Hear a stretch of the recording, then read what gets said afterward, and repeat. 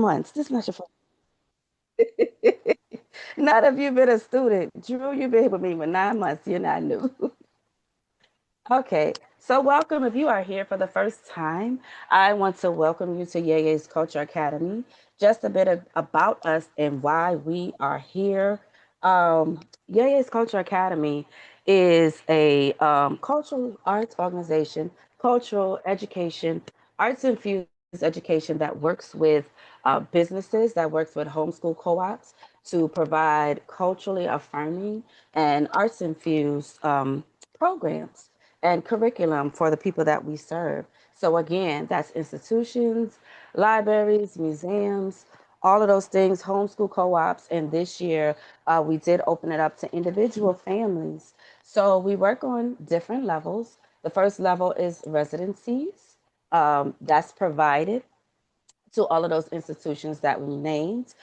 We also have the Calabash Village, which is a seasonal theatrical uh, group of young people that work with folk tales. I'm sorry, y'all, I'm trying to talk to y'all and read the chat at the same time. And so we also have this part of Yeye's Culture Academy, which is the Elevated Scholars Academy. And with the Elevated Scholars Academy, we are a collection of educational businesses that come together to offer our community as whole as can be educational program to support them on their homeschool journey. And so tonight we have the middle scholars who will be presenting well, I'll let Mama Ericka talk about that in a moment. So we have two things, and this is an affirmation. This is an affirmation session. One of the reasons is because that we have our AP scholars. For the first time, we are embarking on the AP mission. And I'm going to tell y'all, it worked me. So I wanted to provide a space for our AP scholars to receive affirmation before they go into testing, starting in 3 weeks. So that was one of the reasons that we're here to affirm those scholars as they get ready to take that test, and also to affirm our scholars, our middle scholars, as always, for taking on the journey and of the mission of our people of understanding melanin and all the beauty that we have within. And Mama Ericka will talk on that in a moment. So we are here to affirm these scholars for the work that they have done, and the work that they are going to do. So I am going to put this PDF in the chat that has all things Yeye's Culture Academy, and it also has information for Mama Ericka and myself so that you all can stay connected. Before we kick it off and I transfer it to Mama Ericka, our theme for this year that the scholars chose is called Wisdom of the Ancestors. So this whole year is dedicated to what they learned as wisdom of the ancestors, always knowing that we stand on the shoulders of those that came before us. We don't start here. We're not self-made, just come out busting the greatness. We stand on the shoulders of all things, on our family and our cultural institutions. So the scholars chose wisdom of the ancestors. And so before I turn it over to Mama Ericka, I want to ask you all to put in the chat, what is the greatest ancestral wisdom that you have received? What is the greatest ancestral wisdom that you have received? Can you put that in the chat? Because again, this is our learning space, our community space. So we come and we pour into each other. So, Mama Ericka, I'm going to let you go ahead and speak. And then, Mama Afia, please let me know when you are ready to say something as well. I don't know what your timing is like, so please. Oh, greetings, Mama Kemi. I didn't know if that you asked me to say something. Just I'll say good evening, I think it is. I'm just really glad to be here. I'm actually riding in the car with Baba Kessa. I'm not driving. There he is. Oh, Uh, we're actually on our long ride to Chicago to go and support a friend who is uh you know um working to stay here health wise. So this was very convenient. Mama Erica, thanks for letting us know. And Yeah, we're just happy to be here to witness, be community, part of the community that is such a big part of this whole puzzle of presenting and demonstrating, right? Gotta have some folks to present to. So we're glad to be in the number, proud. Mo for Yeye's Academy and all the great teachers and the parents and the students. Mo. Well, and And, so if and big ups, Mama Kimmy. Big ups to you for the leadership. Mo. wait, more dupe, if you get a chance, Mama, if y'all can put whatever in the chat to stay connected to Aya, if you have that, or I know maybe Mama Erica may have it when she finishes with her scholars. If we could have that information to stay connected to you all and the wonderful things that you are doing, we would greatly appreciate that. Oh, Asante Mama. I'll let Mama Erica do that since I'm Okay. driving. Okay. Mo. All right. Okay, Mama Erica, we are ready.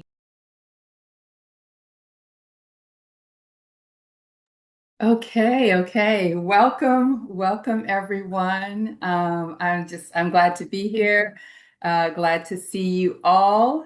It's so good to have a community day where we are all together, celebrating our scholars and seeing familiar faces. It is really good. It feels so good for us to be here in community. It's been a great year, and it's been a year of lots of learning and growing and stretching. So I am really just appreciate the opportunity to be here with you all. And This year I have been teaching Melanin Matters, and we have been learning on the middle scholars have been learning all about melanin, and it has been just a joy to see them learn and grow. And so I'm just gonna touch a couple of things, topics that we've covered in general science, and then diving into the melanin because it's all our science. And so we started out with just the origins of science, going all the way back as far as we could, and just learning about our African scientists way back in Kemet, and coming forward, we've learned about melanin scientists, and we've learned about scientific methods, and we've also learned about scientific bias and how to identify that, and how to take authority, the authority that we have to question when we need to things that do not make Black sense. So we've done that. And then we've learned a lot about melanin in us and melanin in our bodies, where it is, what it does. Um, let's see, we've learned about the periodic table, and we've learned about vitamin D and how important it is, and how melanin helps us. And We've learned about the vitamin D pathway, and how we as melanated people receive vitamin D, and we've talked about some of the myths about that. Let me see what else that we have covered this year. We've covered a whole lot, and it's been a great year. The scholars did a science fair, and they did a beautiful job with that. So they learned about that whole scientific process, and did science fair projects. Um, and then we also, they did a little bit of a dive into,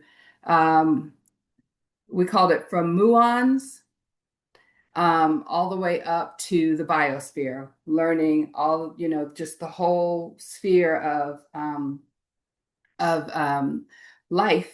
And then we began to dive into melanin and where everything is. The scholars did a project this year called My Life Before Birth. And they were asked to choose how they wanted to present what they have learned about my life before birth. And they could either do a spoken word, or they could do an animation, or a song, a story. And so they selected what they wanted to do, and that is what they will present to you tonight.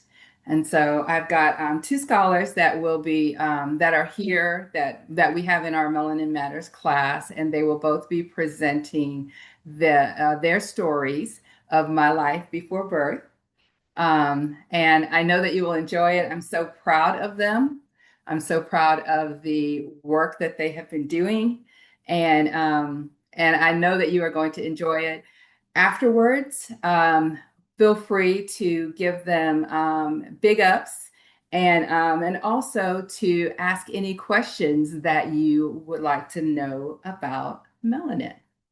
So the first person that we are going to have come up is Madam Coralina Alcantara, and she is going to share um, about her life before birth.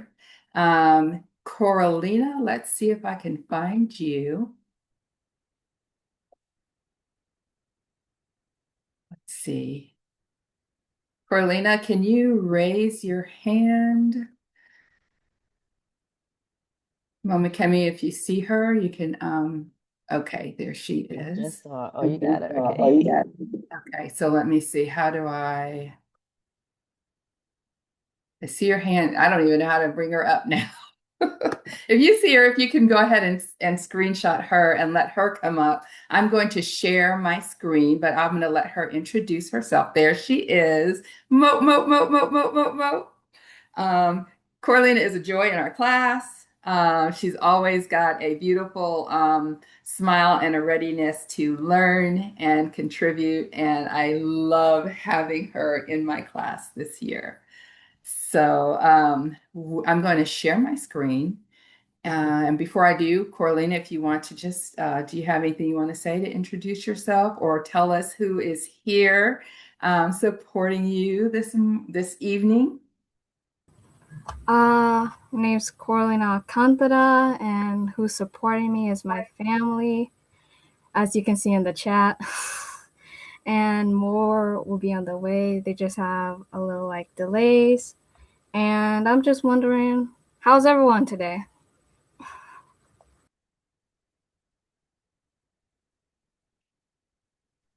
And you all Good. can. We're great. Great.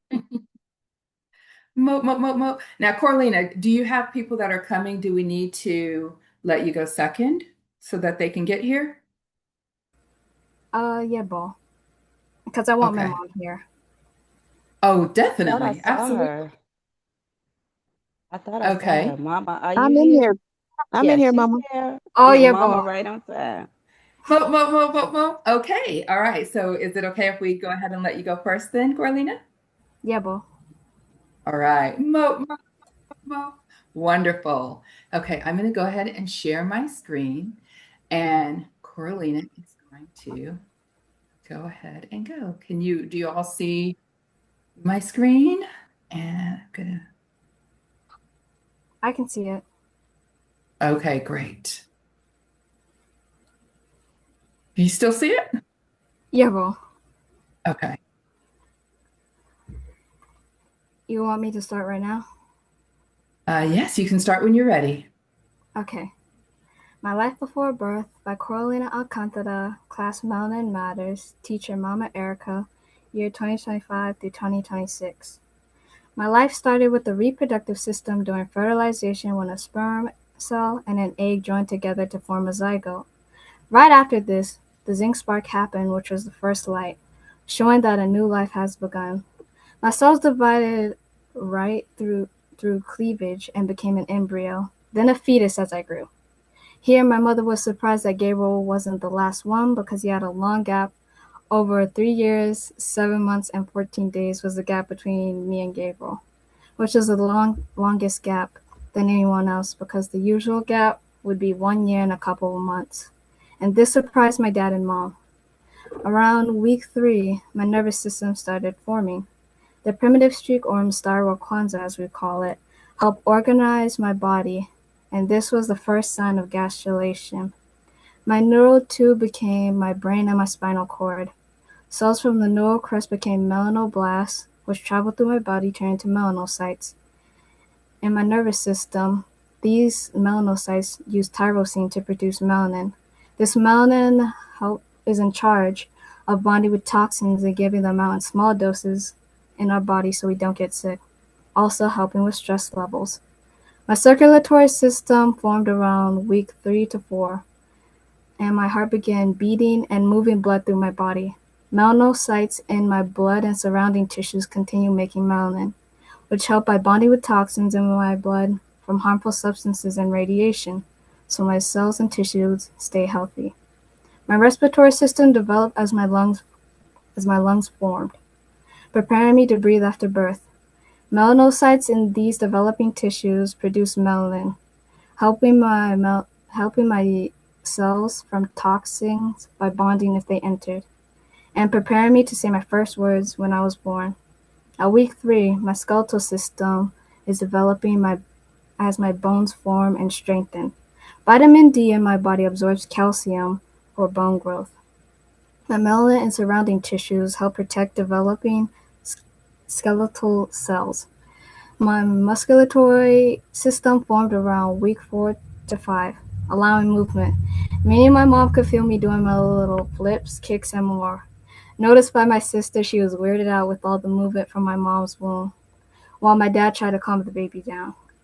In the muscle tissues, melanocytes is making melanin from tyrosine, helping absorb muscle cells from stress during development. 4 to 8 week, my endocrine system also developed, releasing hormones that control my growth. Melanin is produced in different tissues, helping my body balance during development. My lymphatic and immune system began forming around week 5 to 8. These systems help remove waste, fight infections. Melanocytes in these systems help produce melanin, which help protect immune cells, reduce damage, and support my body's defense as it develops. After months of development, I was born and took my first breath. My mother didn't have a name for me at first, but my dad came up with my name by looking at the bottom of my feet, which were very red, like coal in the sea. My parents never guessed anything about what I would do, look like, talk, or act like until after my birth to see what their own daughter wanted to be. My siblings were surprised at my birth, but also chill, and that didn't exclude the fact on how much they loved me. And thank you for listening.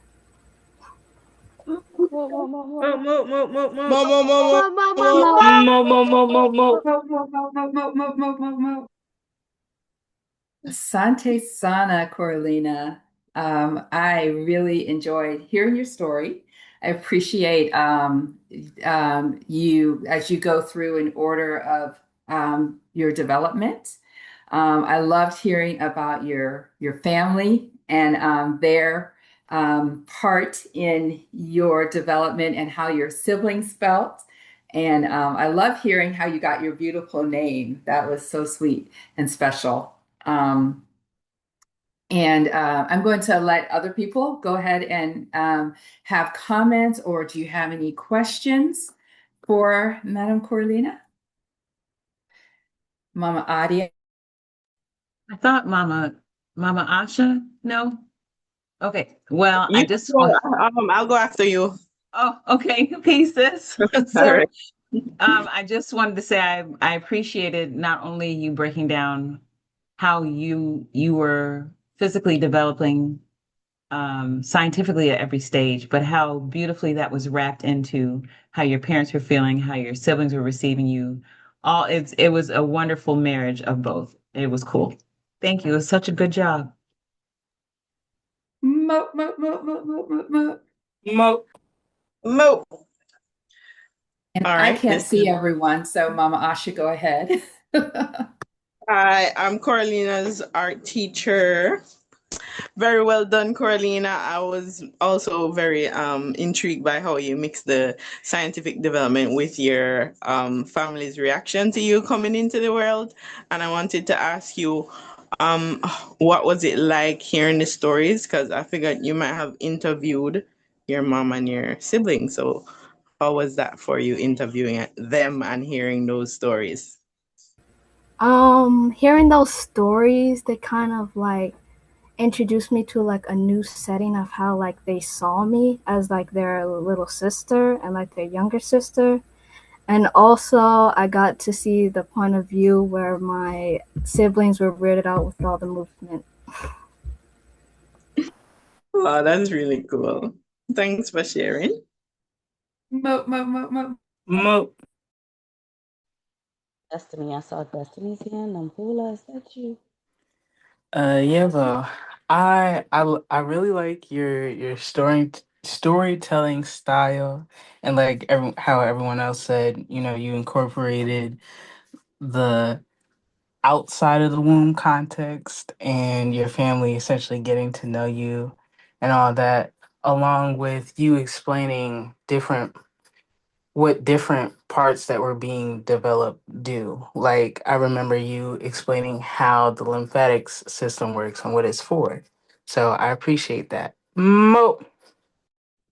Mo, mo, mo, mo, mo, mo.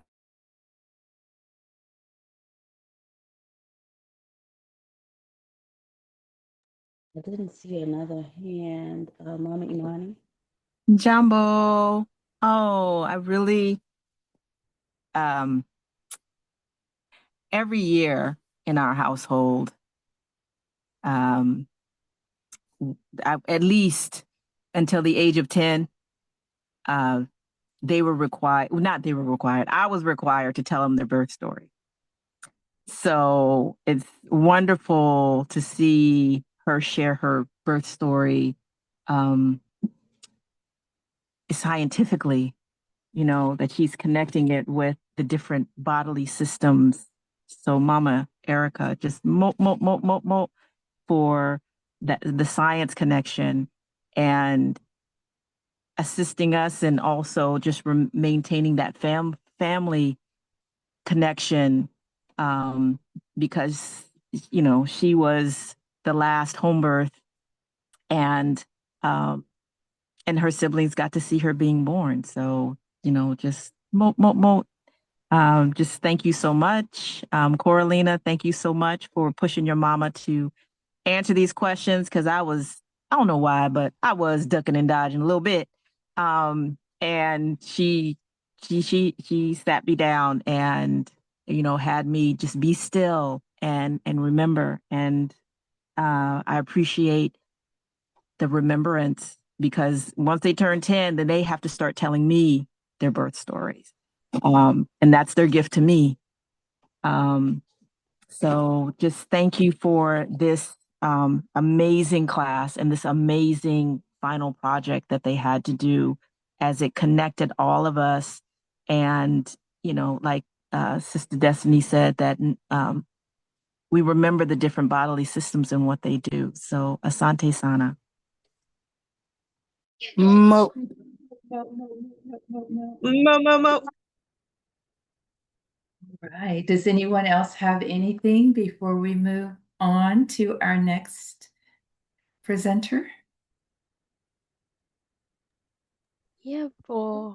I just want to say mo mo mo mo mo to my little sister because I did not hear this before. This was a wonderful surprise. I remember especially being weirded out when you were moving and just seeing the interaction with mom and Bob, and Bob just be like placing his hand, just being like, "Okay, settle down. You're moving too much." Um, and I remember him giving you your name. He was looking so intently at your feet, and he was like, "Yeah, it's Coralina. Yeah, that's her name. It's because her feet's red like corals." As I remember that. So, mo, wonderful job and storytelling. Mo. Mo, mo, mo, mo.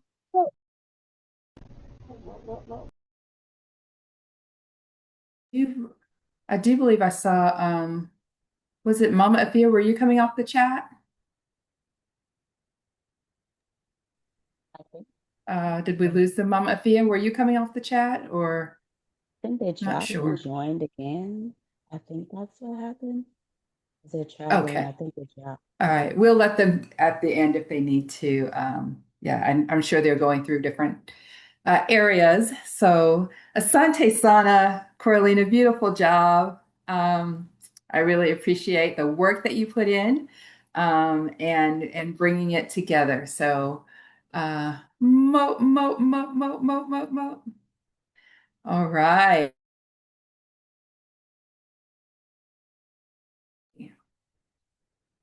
Now we are going to present Josiah. Oh, there's Mama Afia. Mama Afia, did you all have anything before we go on to our next speaker?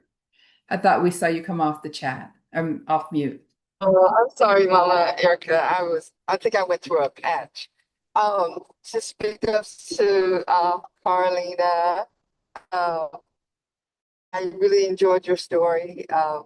I'm really proud of you for knowing all of how you came to be in the womb, how you developed, and how you're aware of what was going on outside the womb with your family as well, and just how the whole combination of what was going on environment was deeply at the womb. So, yeah, up to you. More, more, more, more. Mo, mo, mo, mo, mo, mo, mo. All Mo. right. All right. Asante Sana. Okay, so Josiah, can you raise your hand for us?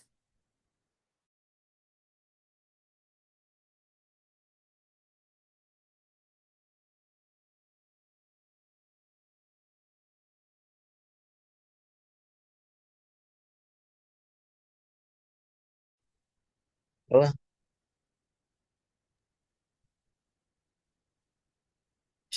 Okay, great, great. All right, thank you. You can lower your hand now. We've got you up here.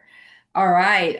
So Josiah is another scholar in Melanin Matters, and he has also done he's actually done a mixed project. His first goal was to do a animation, and he didn't think that he'd be able to do the animation. He didn't think he'd have time to do it with all the intricate details. So he decided to do a spoken word. And then once he finished his spoken word, he had some time and he set to work putting in lots of time creating an animation. And so we're so proud of him for just continuing on to go with his first goal. It came out beautifully, and he's paired them together in a really wonderful way. And so we're glad to have Josiah and Josiah, who is here supporting you today. Today we are my mom and my siblings. Mo, mo, mo, mo, mo, mo, mo. Welcome, welcome, everyone. Okay, so what I'm going to do is I'm going to step back and I'm going to let you share. Don't forget to turn your share the volume as well. And he is going to present his presentation.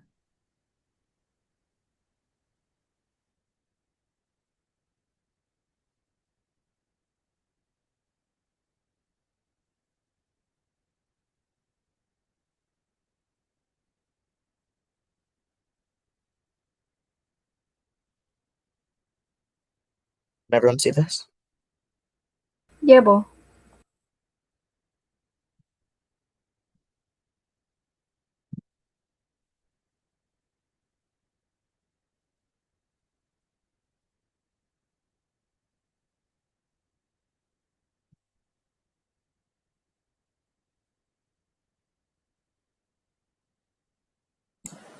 I started with a celebration created by collaboration.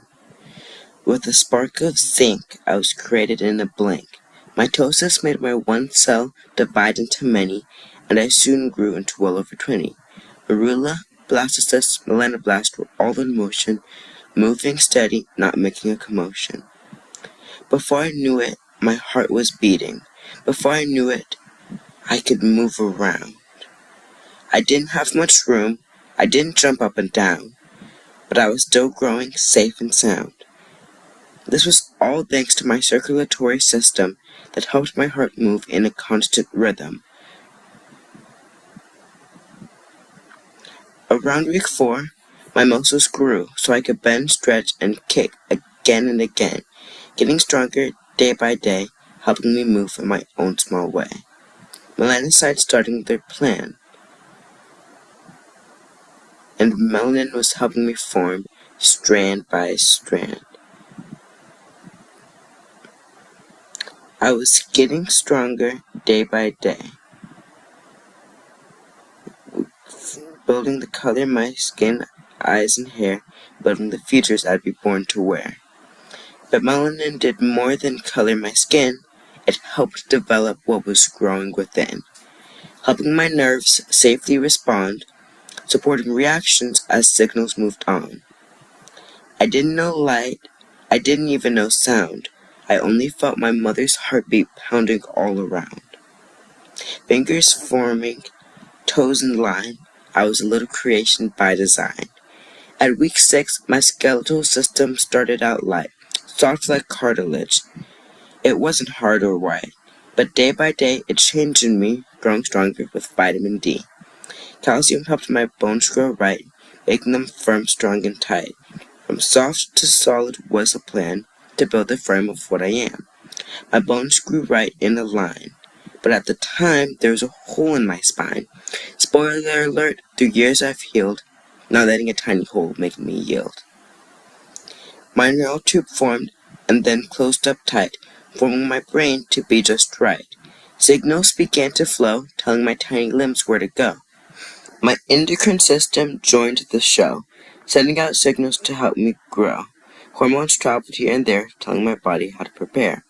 My pituitary gland released my melanocytes, helping my melanin grow just right. My immune system learned what to do, fighting off germs before they grew.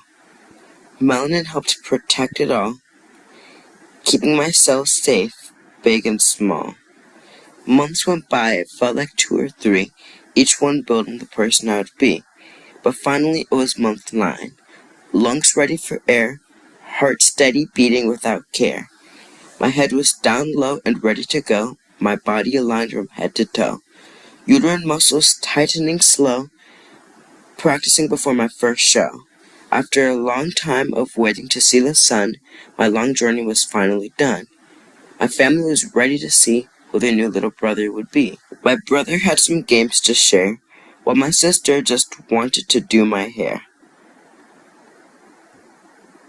My younger sister had toys to play with me, while my oldest two picked out clothes for me. My dad was bursting with so much thrill that he could barely stay still, while my mom was super calm and she would rub me with her palm. After 9 months of growth, I didn't know my way, but fun fact, my brother's name was the first thing I'd say. As a testament to what you've been told, here's my first photo. Small, soft, but will never get old.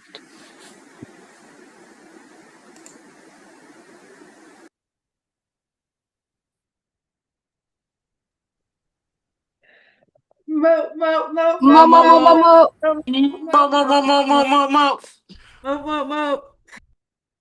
Wow, great job, Josiah. Great job. I love the animation. I love hearing about, your family and the family aspect. I love how you brought together both your animation and your story. I love seeing the melanin, your melanin aspects in there, and showing melanin all, throughout your development. And very proud of the hard work that you put in. So, mo. Thank you. Mo. Josiah, that was so much fun. It was so much fun. It was your timing of your poem was so perfect with your animation. That was wonderful. and then to be able to hear the scientific terms and then watch them expand as you talked about them, that was really well done. That was fun to watch. Thank you so much. Thank you. Mo. Go ahead, Jess. Hi. Um, that was so great, Josiah. It was so cinematic. I loved how you were able to kind of blend your interest in art with your interest in science in this presentation, and it was super informative. You taught me things I didn't even really know yet. And just good job. Thank you. Mo.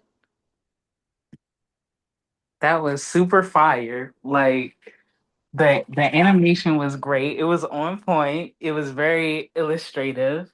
And then like Mama Adia said, your spoken word, the timing, the word choice and everything, amazing. Like you really did that. Mo mo mo mo mo mo mo. Mo. I think he did it very well. I think the animation was really smooth. Because I've seen it without the screen share delays. So yeah, it's really good, honestly. I've never seen a stick animation that wasn't done by a professional. So for someone who isn't like a full timer, that is very good. So yeah, I appreciate it. Thank you. Mo.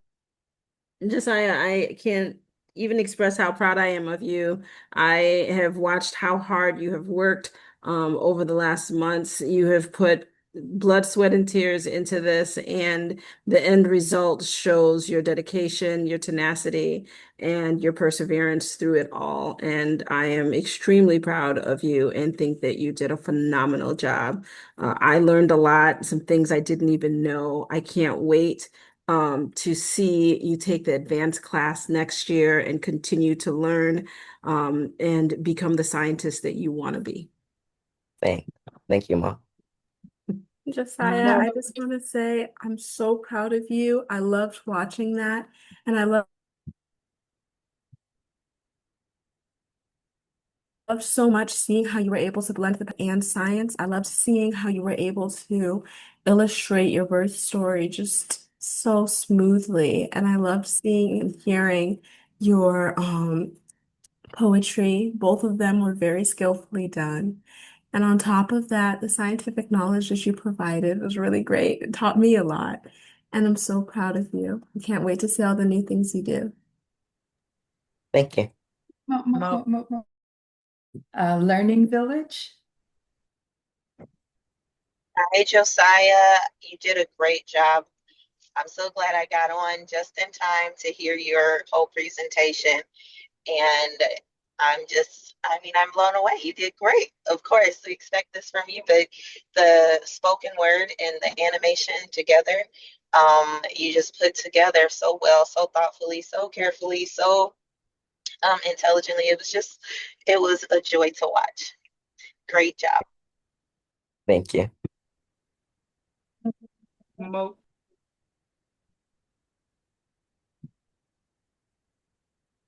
Okay, I have a quick question for Josiah and Corlina. I'd like to know what was your most surprising or favorite thing that you learned about melanin this year?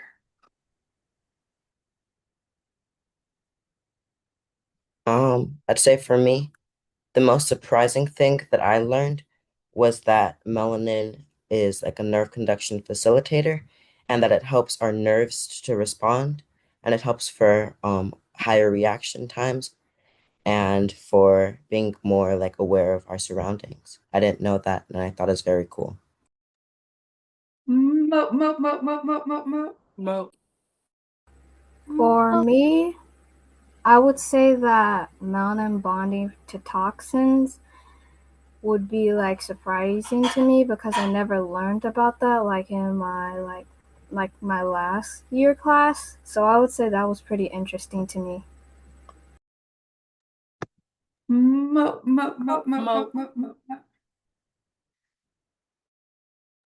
All right. Well, thank you all so much for, well, first of all, thank you, Josiah and Coralina, for your presentations and your hard work that you put into it. And thank you all for, supporting our scholars and for coming to listen to their presentations. Thank you so much. And we're going to turn it back over to Mama Kemi. Can I say something really quick? I just wanted to say first, Carolina, I'm so glad you said that because it just brought to mind how, like, I've learned so much from Josiah taking this class and him just sharing the knowledge. But when you said that just now, it brought to mind how, you know, this is probably why charcoal is so good for you and it binds to the toxins in your body and helps to heal you. So I just think that this was really phenomenal that just the medical knowledge alone that we have learned through the two of you guys. And I'm sure your family has learned a lot also. Mo, mo, mo, mo, mo. Well, Okay, anyone else? Please, if you haven't said anything out loud, put something in the chat because they did a phenomenal job. And thank you, Mama Ericka, Modupe, that excellent job. Excellent, excellent job. So make sure, oh, Mama Gina. Well, I want to say great job to both of the scholars. You did a phenomenal job. I love both of your presentations. Um, and I also want to say, of course, great job to Mama Erica. I've watched several of her classes, and um, it's amazing what she's teaching these scholars, and I know how hard she works on getting this together. So I really appreciate her, and I appreciate the scholars. You guys have learned so much, and I'm so proud of you. Your presentations have come together amazingly. So, mo to all of you. Mo, mo, mo, mo, mo, mo. Mo. I want to say big ups to Mama Erica as well. And to the scholars for sure. Uh, Great work, and Mama Erica, to you as a reader and teacher, instructor, their guide. Blessings for your continued work with them and others. Mo, mo, mo, mo. Mo. Mo, mo, mo, mo, mo, mo. Mo. And I'm going to put the sheet in the chat so you can have access to Mama Erica's website. If you want to stay connected with her, her website is on this sheet. All right. Mama Erica, did you want to say any final words? Um, I just I want to say thank you, Asante, for you, Mama Kemi, for hosting Yeye's Cultural Academy and a place where we can work with our scholars and continue to pour into and love them. I also want to say Asante Sana, Sana, Sana to Mama Afia and Baba Wakesa for, first of all, for entrusting me to even begin to teach the middle scholars Melanin at Aya, and for just pouring into me the Aya way that helps me to love and encourage our scholars in such an amazing way. And to everyone, I mean, I see so many familiar faces from last year, and it's nice to see everyone on again. It's been really good. And then in addition, at the end, I will tell about what Mama Afia and Baba Wakesa are doing, if they would like me to, or if they're out of range. So we'll let you go ahead and do your presentations. I know your scholars are waiting. Mo, mo, mo, mo. Well, Mo, so Mo. going on, somebody else was saying something. Did I hear something? Okay. So I'm going to be quick. But while we're on the Mama Fia and Baba Wakesa train, I need to say that for all they have poured into us, it makes it challenging to go forth in regular programming with regular information because we're looking like that doesn't make black sense. So, moving on to AP African American Studies, we need this affirmation night, you all, because what they have done with AP is say, okay, y'all want something for y'all? I'm going to give it to y'all from the pyramids to the politics to the police in 8 months. And y'all better know how it all connects with 4 units and 20 plus chapters. This is what they gave to the scholars. And so it was a challenge to find a balance between handling the information, them not giving us all of the materials that we need for this class, and still balance it to say what makes Black sense. And so I wanted to have this affirmation night because these scholars have worked hard to get through in 8 months what could be a 4 year study program. And so they are still sifting and balancing and connecting things with themes, and seeing how everything connects from the beginning to where we are now. And so it is a great feat. And they are preparing on May 7th to go into the school and to show what they know. And not only will they have this 3 hour test, they also have a project that has to be done and completed. And so tonight, I wanted to let them know that this is a safe space because the instructions to me were, of course, that I couldn't help them with the project. I couldn't give them any feedback. So I have not seen these projects. Um, and I say that just to say the goal for me as the AP teacher was to say, you need to go prepare a meal and it needs to have something that's fulfilling. And so, and then that's it. I can't tell them what's on the ingredients list. I have to give them general directions and then they have to find their way. And so I wanted to create a safe space for them to share what they have put on their shopping list, what they have discovered. And I also wanted to just give them a space to have their thoughts because to share their thoughts with you all because they said that I couldn't direct them, but they did not say that I couldn't get a community together to direct them and give them the sources, source recommendations, and everything else. So we are here for a safe space, you all. What they have tonight is their rough drafts. They have the rough drafts of their project, which is just their research that they're going to present to you. And so once we give them their feedback this evening, they will be charged with 2 things. May 7th, they need to answer a question on the test about their projects, and they have to answer a source question. And then on May 31st, they will submit, on May 30th, the 31st is for me. So y'all heard May 30th, not May 31st. And so what they have to do is submit their project. The second challenge to this all, y'all, is they have to do their topic in 5 minutes. They have 5 minutes to present their thoughts on a topic. Their final project can be spoken word, it can be any type of creative project, a blog, any of those things, but they have to do it in 5 minutes and then take an additional 3 minutes to cite their sources. So, here today, we're giving them a safe space to practice that. I will run a timer today, but I'm not going to cut them off. I want them to see where they are with their projects, the things that they need. And I'm going to just throw this in the chat just because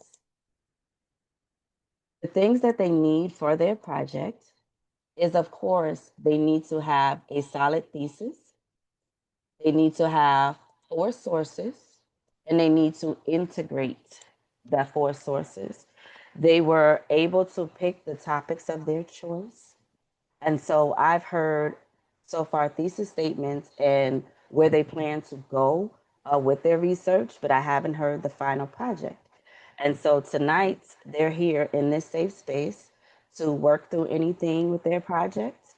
They're here to get feedback. They're here to ask the questions that they cannot ask me.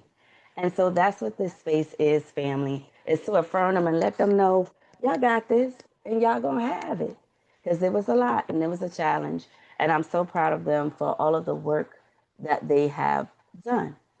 And so I put that list in the chat. Again, it's thesis, 4 integrated sources. And of course, we've gone over how to cite them correctly. And then once they finish presenting y'all with their research, they would take questions or they will ask questions. They'll take feedback. And then I'm going to spin a wheel spinner because there's a list of a bunch of questions they can get in reference to their sources. And they're going to practice that tonight. So, scholars, are y'all ready? Are y'all ready, ready, ready? I want to go ahead, to prove to her that this is a safe space. I'm going to let Falashade go first. Okay? Falashade, are you ready? Joe, I think, is her sister sitting in the waiting room, Ia? Which is she in? I don't have anyone in the waiting room. Okay. Okay. Okay. I apologize. Mama Adia, if you can, I put a link in the chat. A couple of people had trouble getting in, so if you can give her that link, it should it should help her. Did y'all gave the classroom links, y'all? I don't know. I sent the one from the flyer, and I apologize for Okay. derailing No, no, anything. no, no, no, no. It's okay. You want to Is make sure that she? everybody's here. If she's trying Asasia to is get in in, now. Well, she's in. Okay. Asasia, you Thank you. here? Thank you. Okay. Okay. So Falashade, I'm going to spotlight you. And again, the goal for Falashade is to make sure that you share with us what your thesis is and tell us a little bit about the research. So again, this again is storytelling. Okay.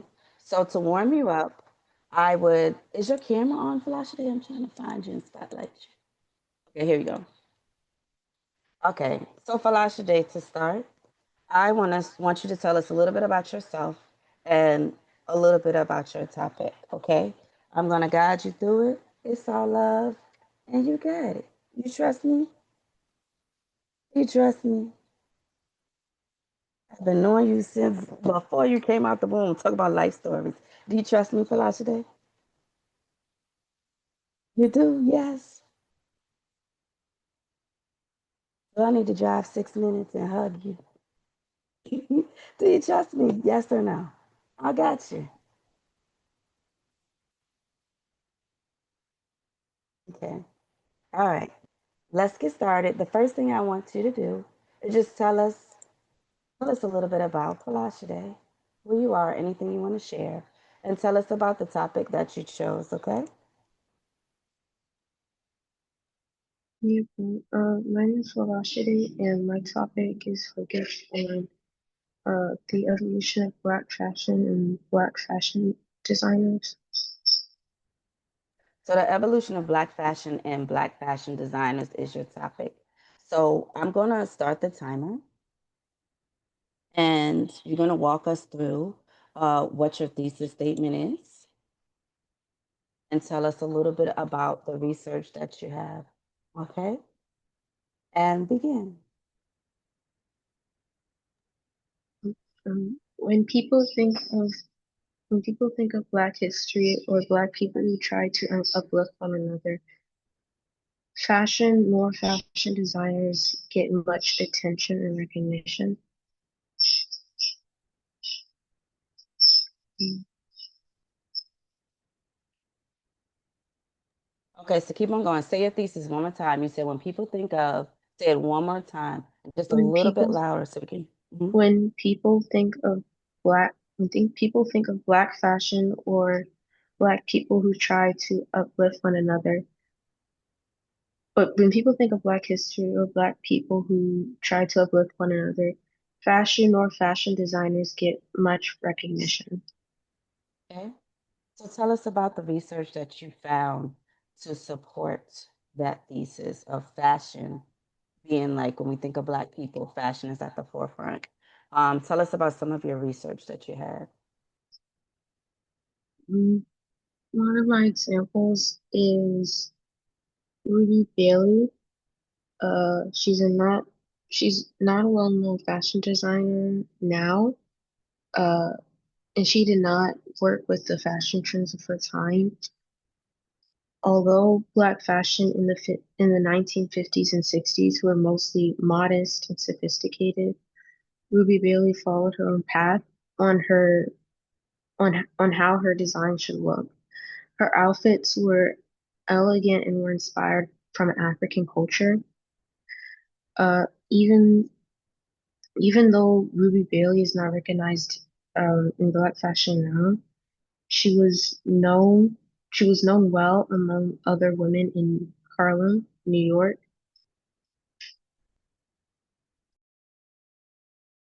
All right, so you have Ruby Bailey as one source. What are some other sources that you have? The other source is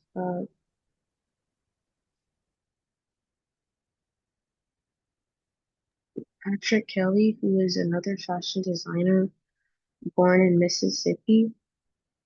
Most all of his designs are focused to respect respect women, and he used negative stereotypes about Black people and turned them into pieces of art.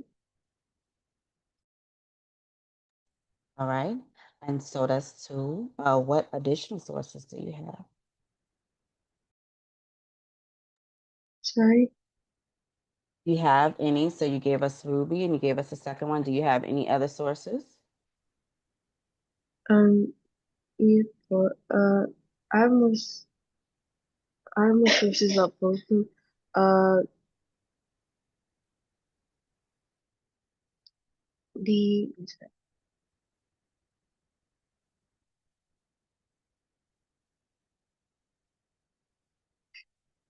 how in the night in the 1960s and 70s, fashion encouraged black and black community used fashion to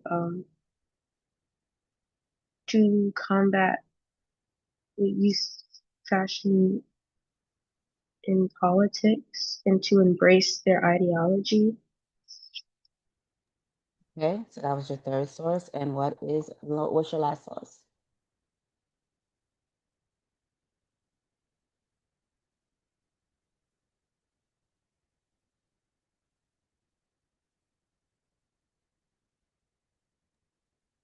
Uh, in the 1920s, uh,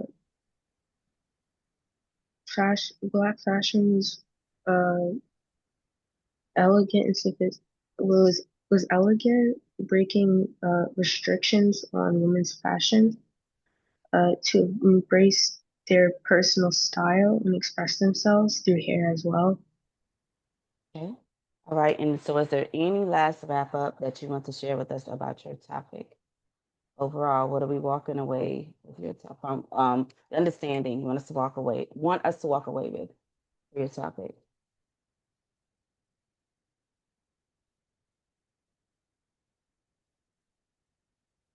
That that black that black fashion have, in my opinion, has evolved to for black people to express themselves, and to also use fashion to fight off racial stereotypes.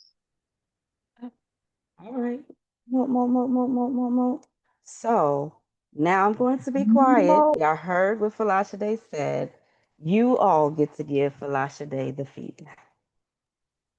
What would bring this all together, y'all, or what was listed on the rubric? Y'all get to talk to Falashade, affirm her, and give her tips to bring this home on May 30th.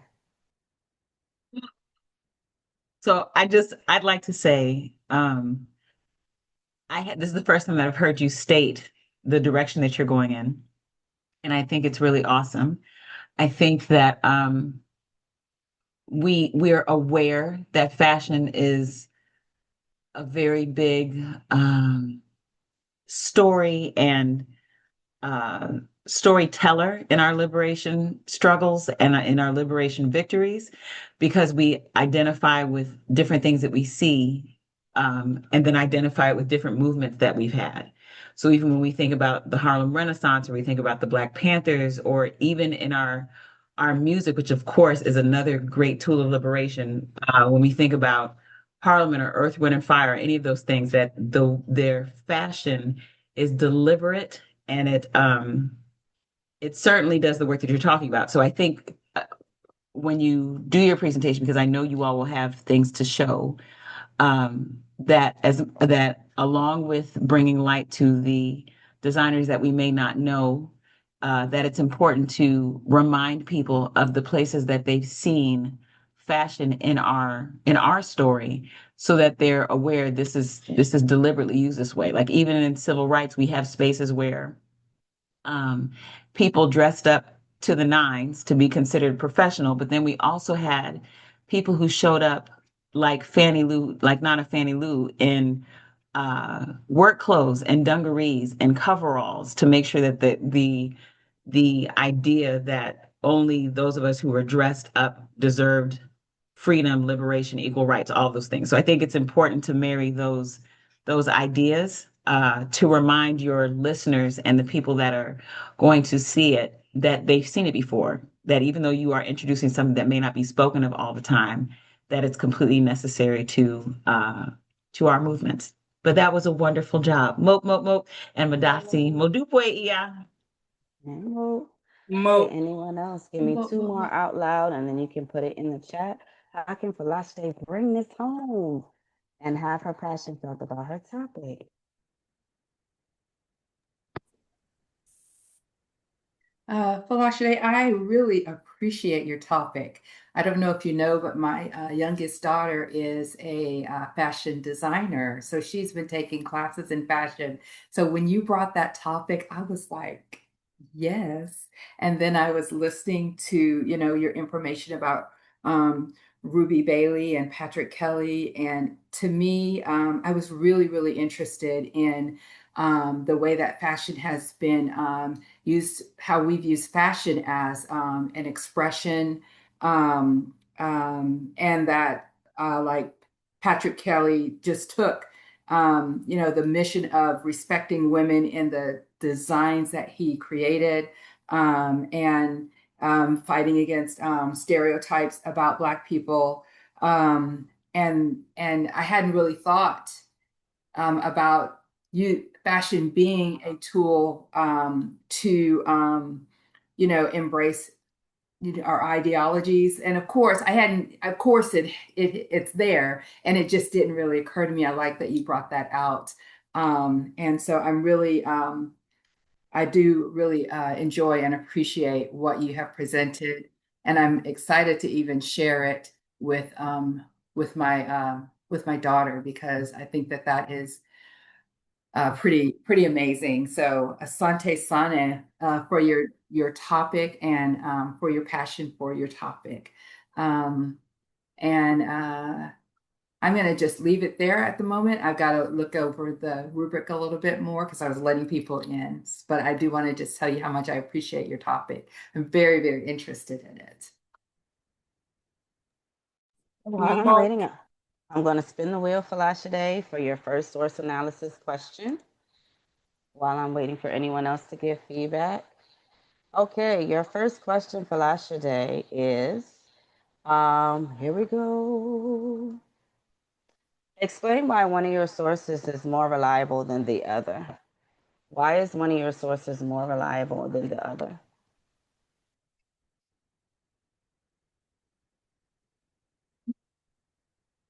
My sources, I would say that would be more reliable than others.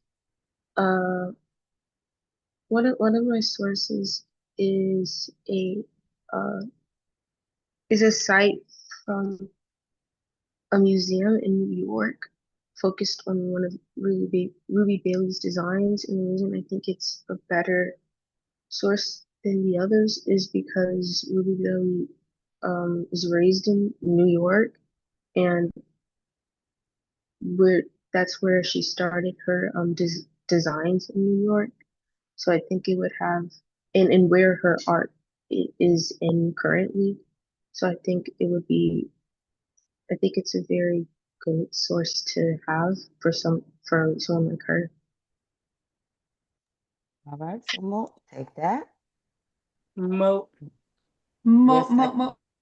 your second and final question for today. You'll keep on using the wheel spinner to practice. Is how a combination of two of your sources strengthen your argument? How is there a combination of two sources that strengthen your argument?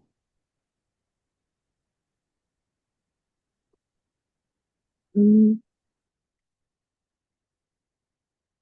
I would see you you said How did a combination of two sources combine? What is your two strongest sources, and how did they strengthen your argument?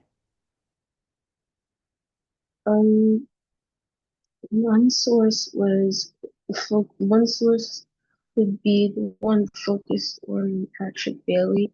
It it had, if I'm not mistaken, almost all of his designs and also gave meaning for each one. It is the only source I found that's given the most of his personal life.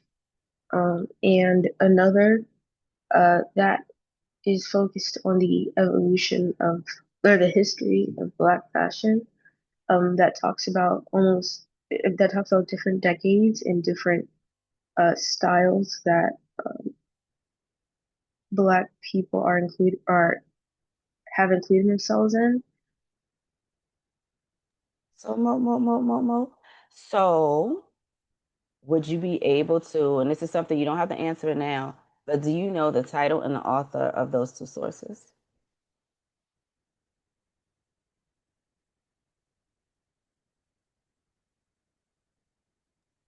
The And that's title of something.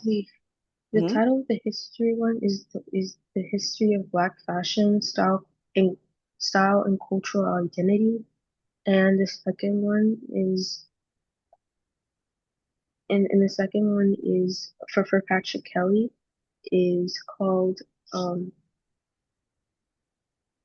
is is called the X is called the Patrick Kelly Runway of Love. Um, and Runway of Love, and there is no author for that. But it is from the Philadelphia Museum of Art. Okay, so Mo, that's who you would cite. Philadelphia Museum of Art. Okay. All right. Excellent job. Just make sure you name the sources and everything. But good job. Do you have a question for the community? Because I can't answer about your final project. Mm, You said no, you don't? no. Okay. Well, I'm proud of you. I am proud of Mo, mo, you. mo, mo, mo. Okay. Mo. Wait. Okay, Mo, Nambula, mo, and then mo. we're gonna go to Drew. So Drew, be ready. Okay, Nambula, you wanted to say something to Falashade, and everyone can put your feedback in the chat for Falashade. Yeah, Bo. Mo Falasha Day. That is a very not so well covered and explored topic. So I'm really glad that you're talking about it and bringing it to light. And I really look forward to your presentation, like your completed presentation. And just a little feedback when you're speaking and presenting it, make sure to bring some fire behind your words because you bring in a really fire topic. And I know you that you're probably tired right now, but mo. Mo, mo, mo, mo. Okay, Falashade, do you know what your final presentation will be? Are you going to just do a voiceover, or how do you still want to do it live? Do you know what your final presentation is going to be? Um, you said when or what it would What? look like. Y'all know your final can be anything creative. It just has to be 5 minutes of your topic. And if Mine you will be haven't, mine will be visual. It will be a okay, visual presentation. okay, so you're gonna do a visual. Okay, I look forward to reading and rating that. Mo. We're gonna move on. Big sis in the building, first year college student. What do you want to say to your sister? I put my reply in the chat only because it's kind of loud where I am right now. Okay. But I love your topic and I love the history that you had that supports it. I love your research. Mo. All right, good job, Falasha. Okay, we're going to let Drew go because Drew is on double duty. Drew is double AP. Drew is AP African American Studies and AP Lang. So I'm going to let Drew go next. Drew, can you introduce yourself and tell us a little bit of background about your topic? Sure.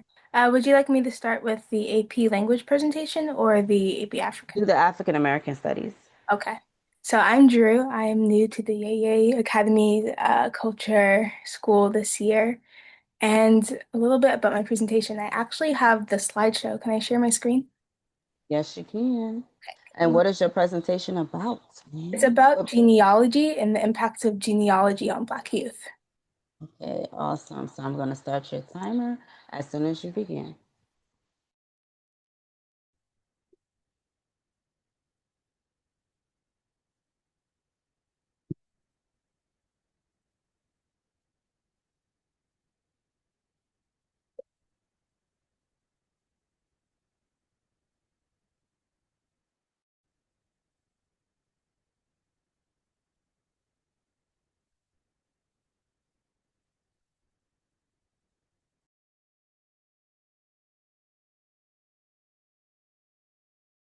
Okay, can everyone see my screen? Yes, does the first screen Yep. have words on it or? Yes, it will have words on it. Okay, all right. So we don't have that part yet. Just- All right. So I named my presentation Why We Need Language Griots and a little bit about my topic, why genealogy. I would feel frustration in not knowing my ancestors by name. A lot of my friends would be able to tell me their genealogy and their percentages, and I wanted that for myself as well. And that also led me to feel curious about learning why Black people all over the world struggle with finding their genealogy. And so that also increased my curiosity in how learning about my lineage would impact my life. And so my thesis is tracing the genealogy of Black youth is a crucial step to countering the legacies of enslavement and systematic racism because it can create a communal and individual renewal of identity, honor those who came before today, begin to break the cycle of generational trauma, and leave a new family story for the next generations. And so my first source, the claim for that is using documents to trace Black lineage is like piecing together a puzzle without knowing what the final picture should be. And why it's difficult to trace Black ancestry is because there's so many different official federal documents from different regions to go through. And similar names can throw off the chance of finding the right ancestor and accidents in naming because a lot of the time something I learned is that census writers would write the name of the person in front of them by how it was sounded and not necessarily by how it was actually spelled. And so there can be different spellings for the same ancestor. And then without previous family members' work, so in family trees or stories and oral traditions, ancestors' names likely won't be remembered in future generations. Something I realized though is despite these obstacles, documents that trace lineage are a way of memorial, bringing to light those who only time remembered. And this answers my research question, what makes it so difficult for African American youth to trace their lineage? And then this is an example of two of the censuses I used in my own journey to find my ancestral line. And this is my paternal second great grandfather, Holland Ogden. And up on the top picture from the 1930 census, you can see the difference in the spelling of his name, which made it very hard for me to find. Then to the right of that is just some of the data which is in the census. My next point was systematic exploitation, exclusion, and the lack of genealogy all helped create the modern generational wealth gap between white and Black communities. So I watched The Cost of Inheritance, which is a PBS documentary directed by Yoruba Richin, and it talked about how colleges and churches, families, and the economy still benefit from enslavement today, such as the Georgetown College in Maryland, which had around 10,000 enslaved, the Society of Jesus, which had 20,000 enslaved. Lottie Dula's family, who was one of those interviewed in the documentary, who said that her ancestors sent their children to college based off of cotton plantation wealth and also cotton and Wall Street banks. And that cotton drove the production of Wall Street banks. And I learned that the enslaved generation's labor of the 1860s is worth $22 trillion in today's value, which is a lot, and that surprised me. And through vagrancy laws, Black people were systematically exploited, making it so that if a Black person didn't have any proof of work, they could be arrested and pretty much enslaved again. Black people make up majority today of the prison population in the US. And also through Field Article number 15, which was revoked after President Lincoln's assassination. And so sharecropping families would be working for the same people who had previously enslaved them and then would be selling to those people as well, which created an unfair amount of debt. And heirs property, which was when property was passed between a family without legal rights, and that left Black people vulnerable to land loss. Less than 1% of farms are owned by Black people today. And as of 2026, Black people still have not received federal reparations. In 2024, Black people owned only 2% of America's wealth, and individual cities such as Evanston, Illinois, have mapped out reparation plans. There's no federal response. Keep on. You can keep on. Okay. My third point is oral storytelling is a form of genealogy that can shape the identity of modern Black communities, reconceptualize what it means to be Black, and strengthen the identity of future generations. The source for this was the book Homegoing by Ya Jassy, and the picture to the right is a picture of the Cape Coast Castle, which inspired this story. And it connects themes of the Middle Passage, forced assimilation, escaping captivity, African villages' role in trading the enslaved, negative impact of Catholic missionaries on Africa, the Fugitive Slave Acts, the convict leasing system in mines, the Great Migration and colorism, the war on drugs, and generational trauma. And it just reminded me of why it's so important to have historical context, and you can't really isolate one part of history because they're all interconnected. The story itself is about two sisters, one who marries a British soldier, Effia, and one who is captured and shipped to the Americas, Essie. And Effia's descendants end up having a better sense of who they were because of their connection to Ghana. Essie tries to teach her daughter how to speak Twi, but was physically beaten for it, and so they lost that connection of language. Marjorie, however, who is Effia's latest descendant in the book, still speaks Twi and visits Ghana in the summers in a house by the coast, which kind of is just a symbol for how both sisters, although they both attempted to stay connected, only one actually was successful in staying connected to their roots and to their heritage. And then Marjorie still has the necklace from her great, so many times great grandmother, which was given to Effia, but Essie's was lost at the Cape Coast Castle because of the divide and family separation. And both descendant lines end up returning to Ghana to the Cape Coast Castle together as a way of healing.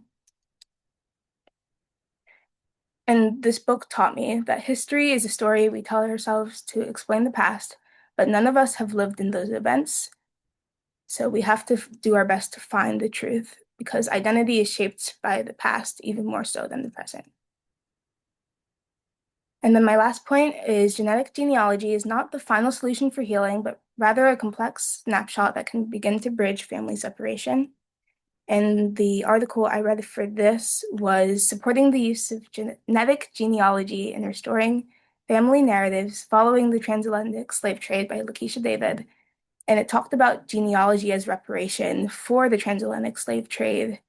And it discussed genetic genealogy as not a replacement for oral tradition, but as something that could be used with oral tradition to create a clearer picture of ancestry. So genetic genealogy isn't this all end all be all solution as sometimes it can be portrayed. It's actually should be a partner tool. She also discussed in the article some ethical concerns that genetic genealogy can have, mentioning specifically the Tuskegee syphilis study as a key reason that Black communities have distrust of medical and pharmaceutical fields. And she noted how genetic genealogy can improve any participant's sense of identity by creating new links in ancestry, ethnicity, and culture. So why does this matter? Taking adolescent African Americans' ability to trace their family line limits generational wealth accumulation, diasporic descendants' sense of identity, diasporic familial connections, the ability to heal and fully acknowledge collective trauma, and the lack of genealogy robs Black youth the right of knowing who they are fully, and everyone deserves to have that. I believe that genealogy can lift limits on quality of life for modern Black youth and for their future children. And then this is my works cited. Thank you.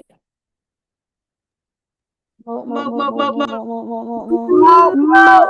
Mo, mo, Mo, mo, mo, mo, mo, mo. mo, mo, Mo, mo, mo, mo, mo, mo. mo, mo, mo. Okay, so I'm gonna stop that time. All right. And I will send you your time in I'll text it to you. Okay, everyone. Feedback for Drew. Feedback for Drew.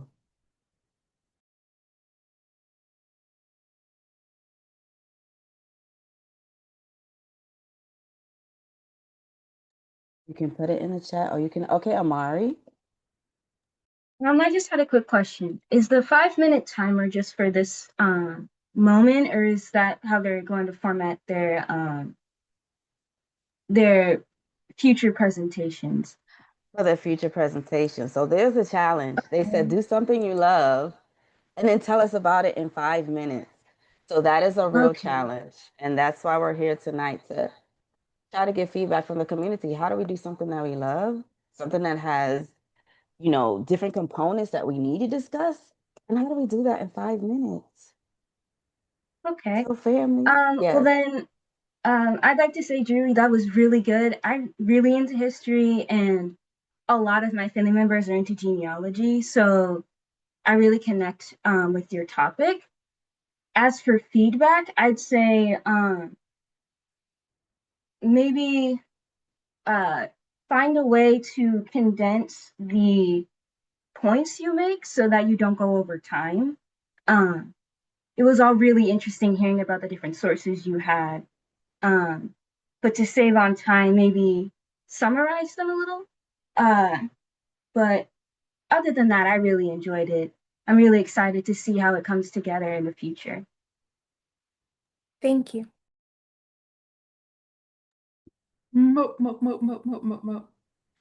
And I am Amari's aunt, so I am very, very familiar with our family's genealogy search and records and finding that family connection. So I think that you have chosen such a powerful and amazing topic, and such an important topic. And I love the work that you've done. I love the information that you gave about the impact, and your sources that you have given. I think you did an amazing job on that.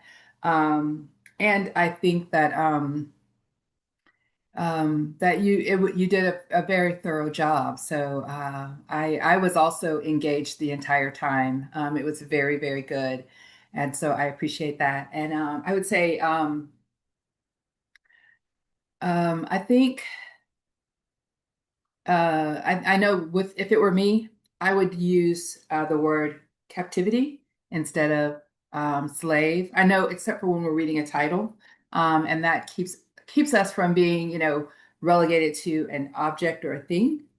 So that would be my feedback. And it's a powerful subject, and to hear it from a young person, your generation's age is so powerful and so good to hear. So thank you for bringing that topic. Thank you. So I'm going to ask someone from your family to speak, but I'm going to give you one of your source questions. What is the most important source of information you found while conducting your research? What is the most important source information you found while conducting your research? Ooh, okay. I think it would be The Cost of Inheritance, which was the PBS documentary, because it really uh, deepened my connection to not just this project, but the entire course. And so it really ranged from just how all the different time periods that we covered in the course and all the different time periods that touch in genealogy that you're going to discover as you discover your own family line. It was in that documentary, and I learned a lot of good information in that. And it was just really, really insightful and helpful in building and adding to my project. What was the name and author? Who made the documentary? What was the name? The name of the documentary is The Cost of Inheritance, and it was directed by Yoruba Richin. Okay, so good. So make sure y'all start off with that for your test in the documentary so that's the very important thing. And I'm gonna just tackle on your second question. Which source was the most persuasive and why was it so persuasive? Okay. I think the first source where I showed the family documents was the most persuasive in my topic because that's the one that shows the impact on Black youth through my personal experience. All of them were very informative, but I think that source in particular shows the impact on my actual life and the importance of it in real life and not just as a study. Beautiful answer. Okay, Mama Adia gave you some feedback, and then I'm going to let someone in Drew's family. What do you have to say for this beautiful mind? Will we talk again? Did you ask for someone from the family? I'm sorry, Mama. Say it again. Yeah, someone from the family. Okay, great. Drew, who's here for you tonight? Hi. Hi. Can Okay, you hear there we me? go. Yes, we can This hear you. is Drew's mom, Gabby. I just want to say, Drew, I just can see how hard you have worked through just the academic challenges, personal challenges, and just commitment to this topic and discovering this information for our family. You are probably the first to do this level of research for our family, and I just think your work is just invaluable. I look forward to your all of the edits that you will make in the future to help with your presentation. I would also say just I'm sure when you figure out how to condense all of your information, that you'll figure out how to get it under 5 minutes by just combining similar things and summarizing things. But just overall, I just thank you for doing this incredibly important work for our family. Now let me say this. You make a copy. You keep your original. You do that 5 minutes for them, and you keep this 10 minutes for you and your family and the future. So don't totally change it. You give them what they need, and then you have this gem for you. Okay? So that's what I want you to do. And I know Mama Adia's itching, burning. And then if there's anyone else, no, you don't want to say anything? Okay. So, anyone else from Drew's family? Amazing job. It's I just do, me boo. this time. Okay. Oh, All right. So good. All no, right. I'm sorry. Her dad's here. Okay. Okay. We're listening. Hey, I just jumped in. Can you guys hear me? Yes, we can hear you. Awesome. Drew, I did not catch all of it, but I did get to hear some of the feedback. And I just want to say that going through the process, I realized that you were looking at so many different avenues to try to find information to pull this together. And I just want to applaud you on your effort and the way that you were able to follow through and get to the end. A lot of times, it's not always about trying to get to the outcome that you want. It's about trying to keep going so that you get to an outcome, and then from that point, you can go back and say, "Well, next time I'll do it this way. Next time I'll take this feedback and I'll change it." But so many times we lose our chance to get to the end because we stop along the way. And so I just want to applaud you for continuing to go through the process as you were encountering all of the different kinds of challenges you had, and for being, like Mom said, the first person in our family that I can think of who's done this depth of research and is sparking something that will live on in our family for many generations. So thank you.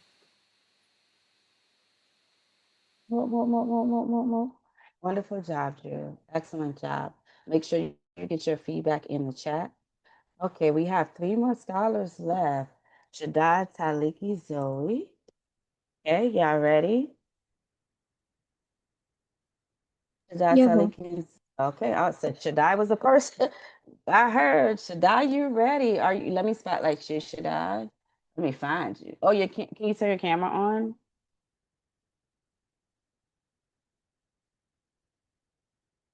so I can find you, Shaddai? And we'll do Taliki and Zoe.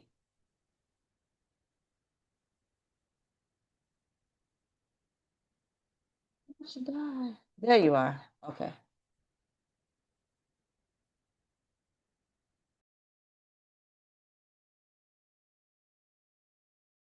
Jumbo, how is everyone doing this evening? Great. Wonderful. Good. Well, that's great to hear. So when you think of art, what do you think of? In this presentation, I thought of one thing, representation. In this representation, I thought of beauty, value, sorrow, and resistance, which is the main theme for my showcase. We will start with the Axumite coin, a truth and metal.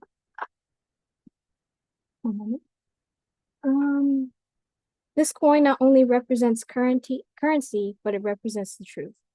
As multiple claims have been made of us as simple savages, this extinguishes that assumption, and it shines light on the truth that we were meant to see and encourages us to not only do more, but also be more than what stereotypes label us as.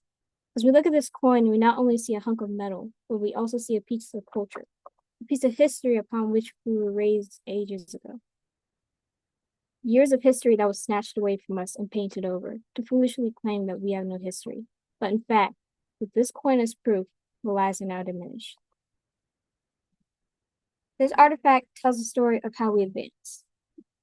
While Europe was still in the Stone Age, they were discovering caves and fire and pelts in places like America and Europe, and we were advancing rapidly, expanding our outreach and encouraging trade. This coin represents one of the many currencies we developed and used in trades and our own villages. I got this artifact from Unit 1.4. Unit 1 discusses the constructions of different African societies. We came into this earth on the African continent.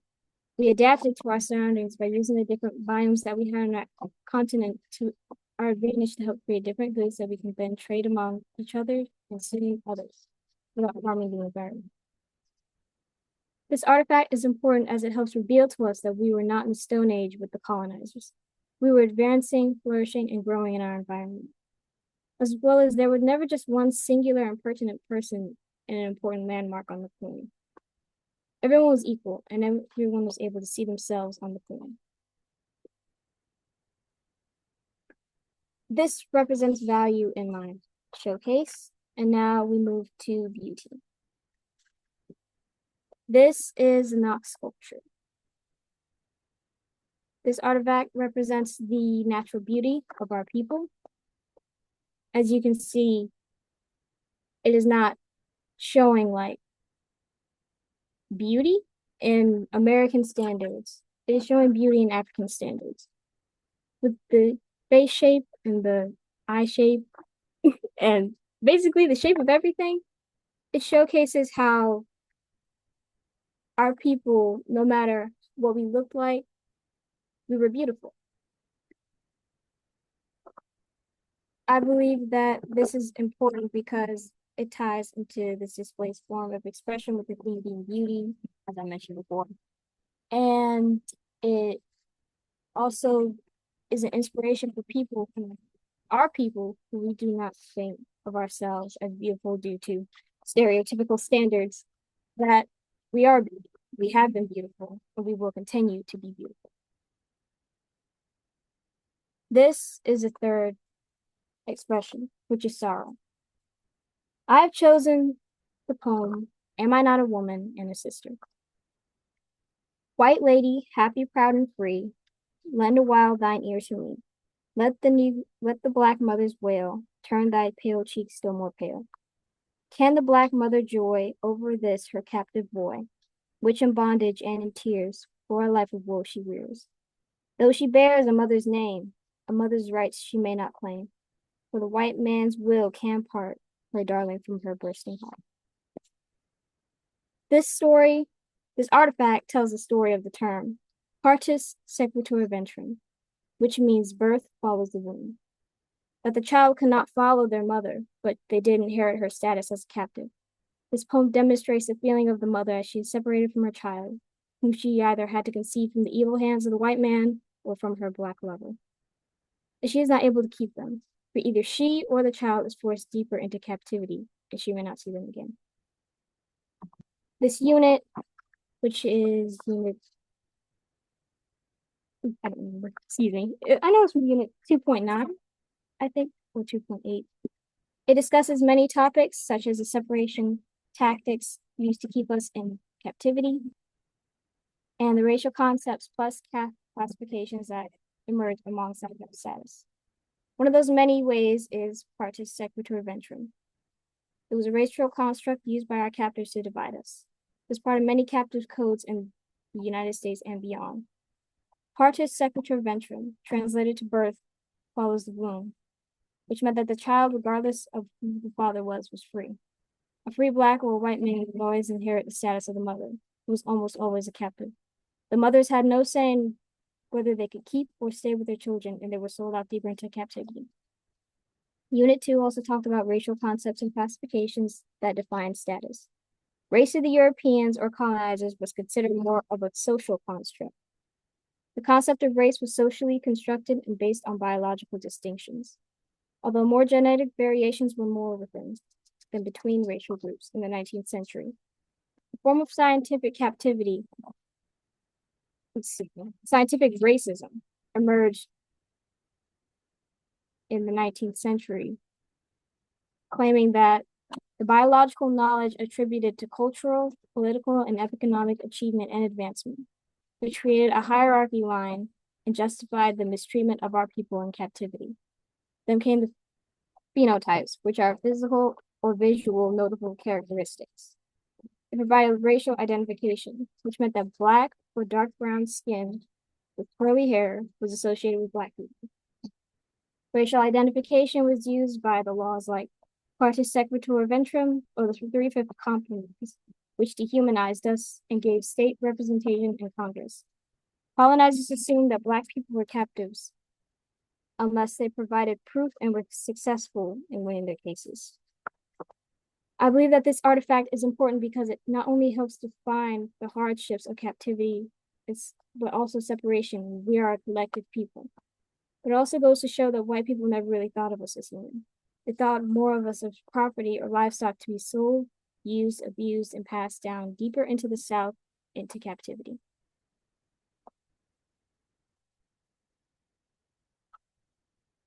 This poem encapsulates captivity from the rawest point of view, the mother, in the 17th century.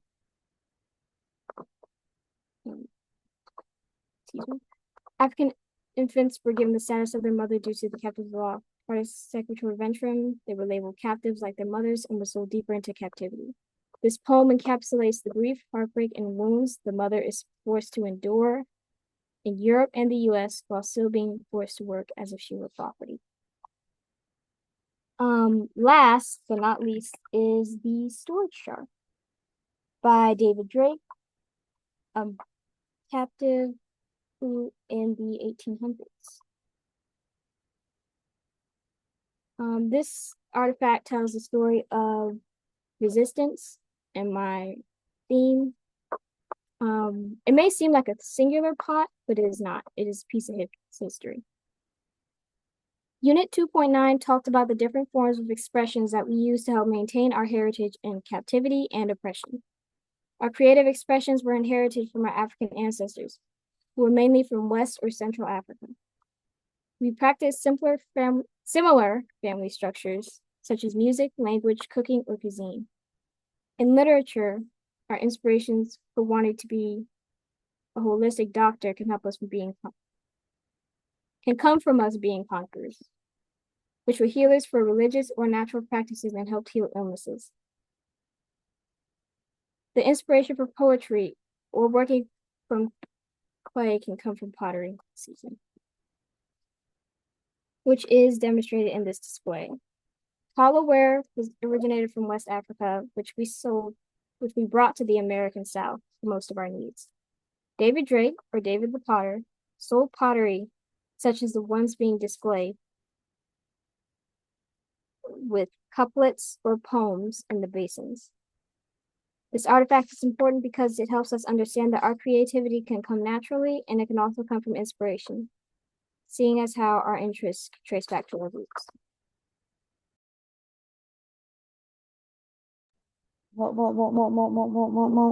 So let me write this down because I'm going to give you your time.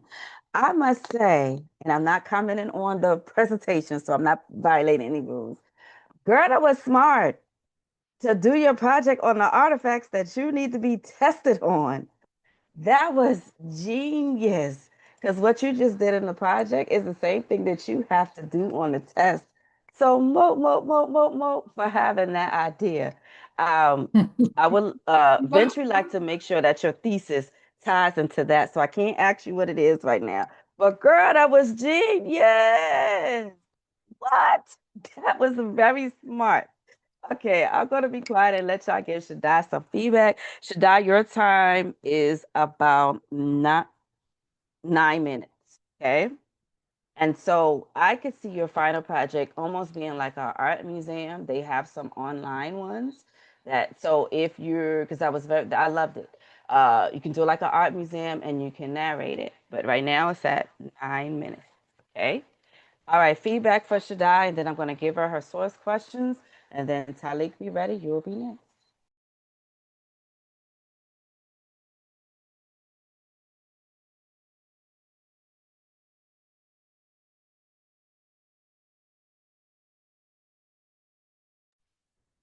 We can always start with the family.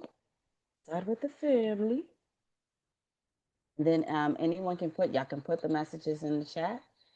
Shaddai's arts. Shaddai, let me hear, what was your thesis one more time? I'm going to ask you, I'm not going to comment on it. What was your thesis? My thesis was my artifacts represent beauty, value, sorrow, and resistance, which I believe is a prominent theme in art. Okay. All right. Just asking. I'm not going to comment. Okay. I just wanted to hear what the thesis was. All right. So that was our thesis. I'll wait a moment to see if anyone is going to either put it in the chat or unmute. I will go ahead and give Shaddai her source question. I Okay, didn't go want to ahead. Go say ahead. something, be the one to talk all the time. So I was trying to hold it in.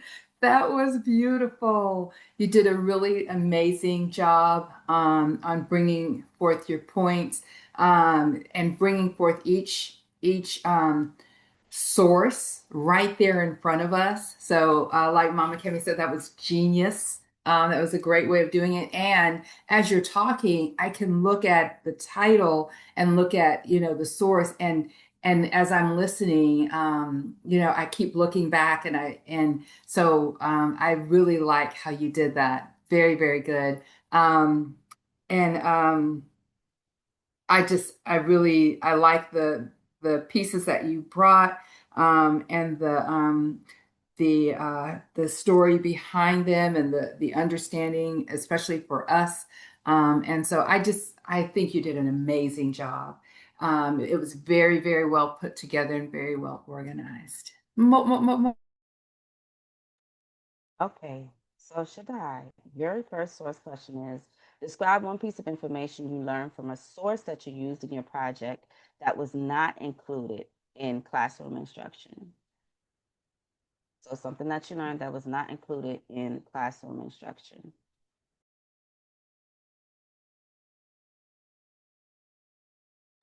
What do you mean when you say classroom instruction? Like you went outside, like, and I'm gonna use Zoe as an example. Like when Zoe connected in class the other day to Black maternal health, when we were talking about experiments that were done, and then she connected to Black maternal health. What is something that you learned outside of class? What is something that you learned outside of class that added to your project?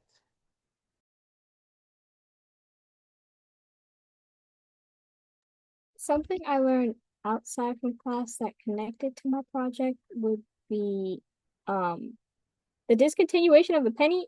I know it seems really simple, but I believe it ties into the Axumite coin, uh, with currency being changed regularly due to it losing its value. Um, but the Axumite coin, however, with it being showcased and recorded, I believe that it hasn't lost its value.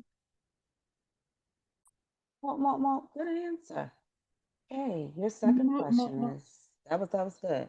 Explain how the research you conducted connects to a topic from the course in ways that you did not know or expect until after you completed your research. And there, so you can see that one. Okay, so I'm going to put that in there so you can see that one. Does anyone want to unmute and say something to Shaddai? That one was a mouthful. So you can look at that.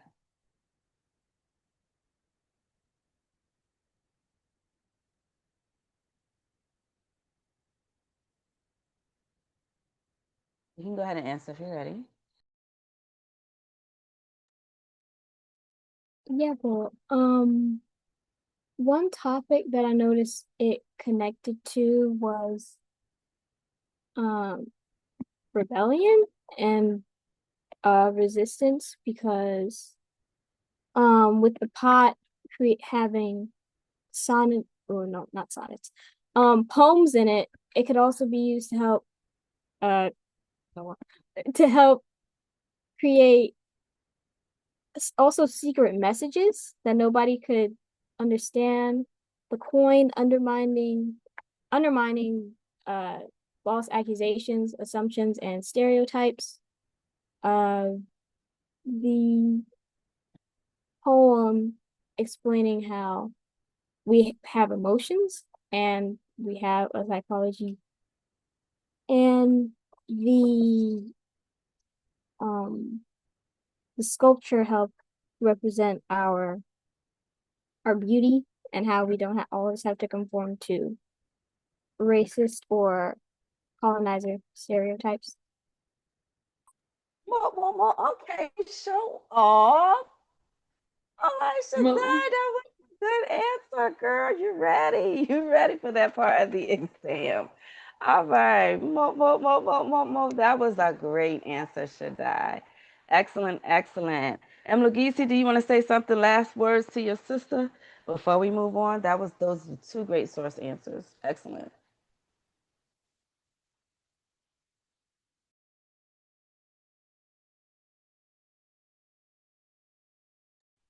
No, Mlugisi?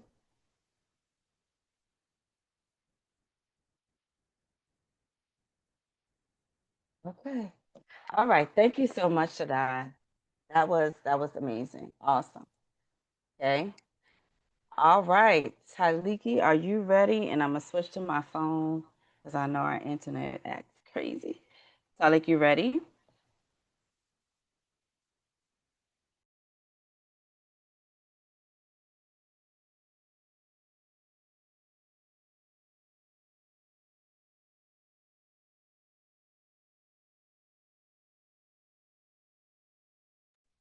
Taliki, can you hear us?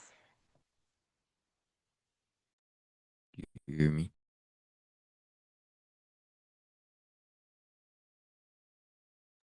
Yes, we can hear you. Say something else.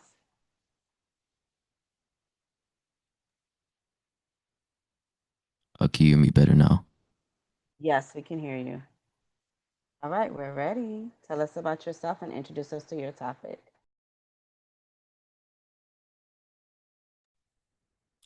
Uh, well, I think my camera broke. I can't get it to work. But I'm Taliki.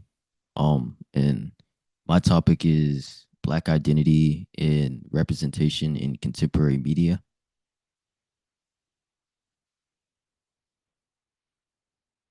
And you had a presentation that you were going to share.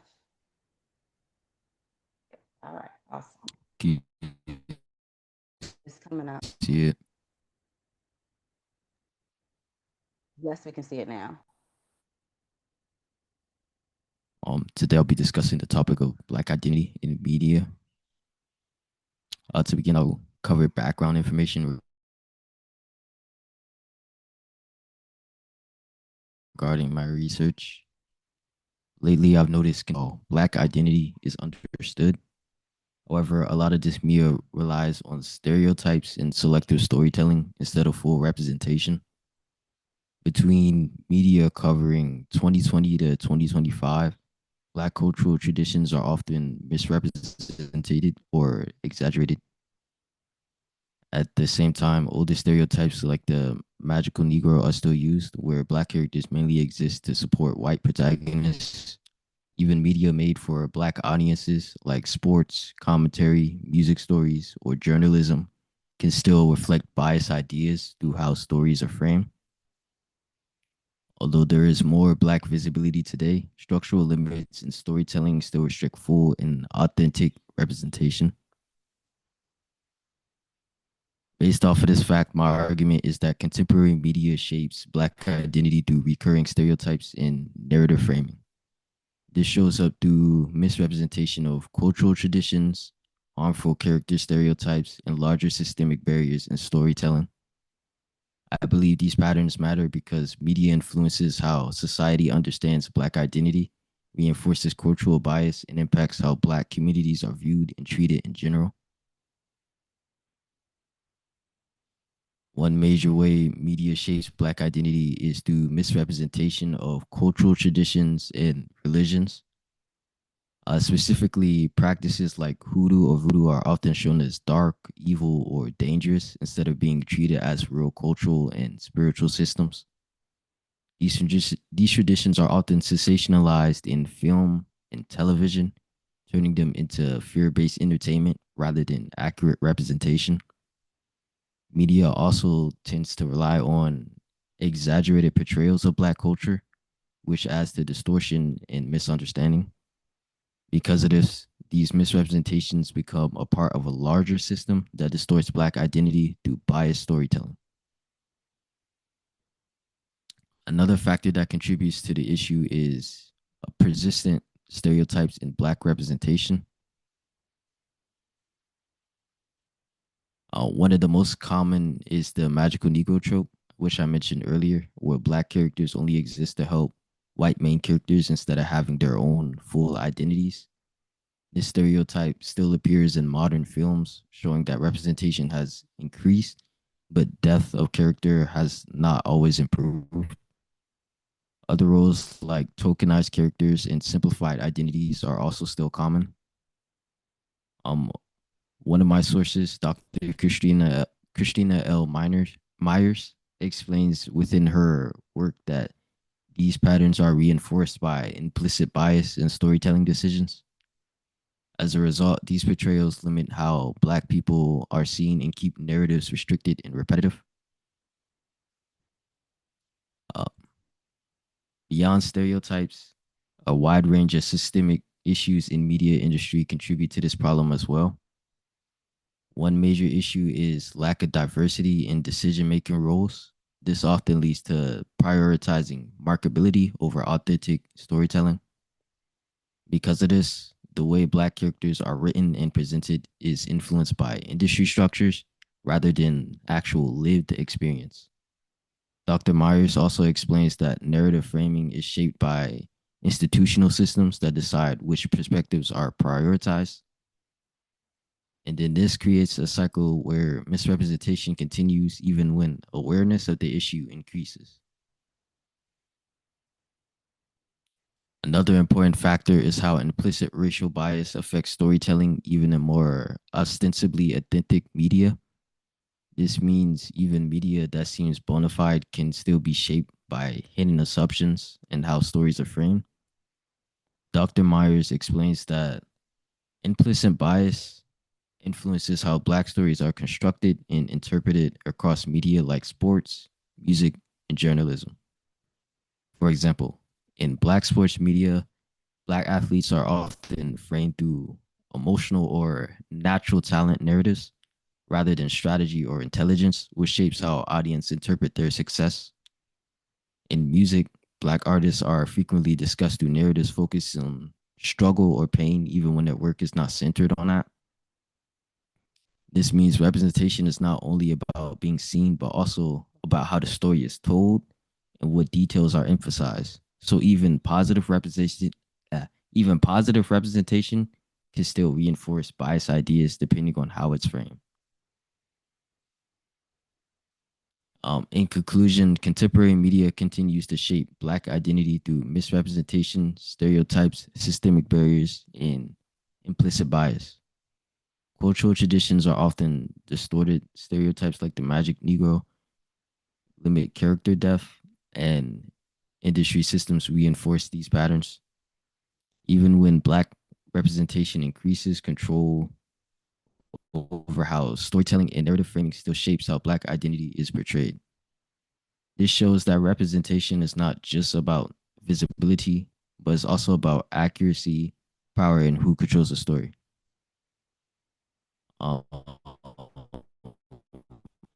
and these are my sources. That's all I have. Okay. Mo, mo, mo, mo, mo, mo, mo, mo, mo. Mo, So, mo, mo, mo, mo, mo. to let you know, you just hit 5 minutes. You did a lot in 5 minutes. So, mo on that. You just hit 5 minutes. Okay, so I'm going to give your source question in a moment. I'm going to ask your grandmother to give you some feedback. We are ready, Mother, for Taligi's feedback.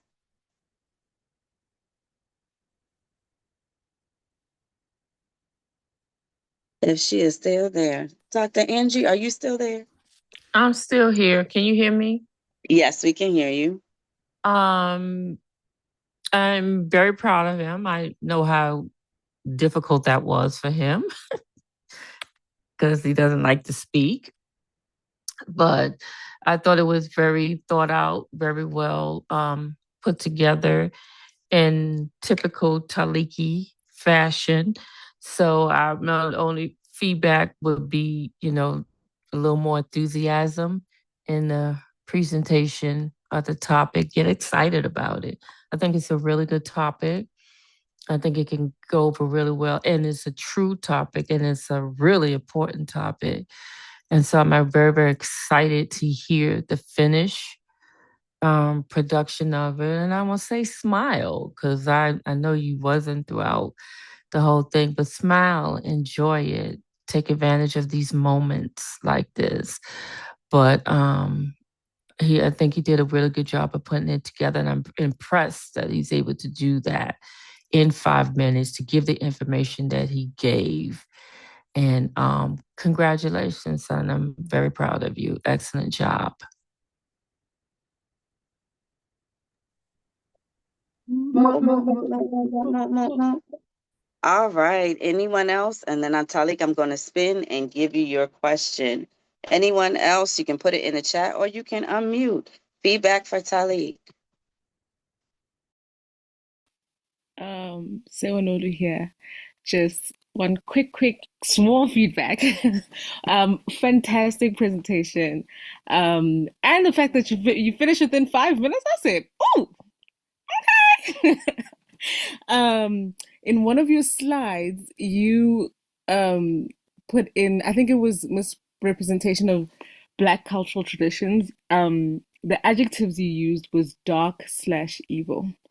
And in using dark as an adjective in that sense, um, kind of perpetuates the misrepresentation that you're talking about, right? Because then when we describe dark-skinned people, we're talking about us. So when you use adjectives like dark, evil, or dangerous, that voodoo is often seen as dark, evil, or dangerous, using the word dark in that form as an adjective, yeah, that kind of, I hope I'm making sense. My English bundles are finished for the day. So I hope I'm making sense. But yeah. Um that other than that, that was a wonderful presentation. Mo Mo, you from South Africa at what time? What time is it there? it's like 2 a.m. It's 2 still early a.m. though. Yeah, so Talik, does that make sense? Ifashina, does that make sense what she's saying?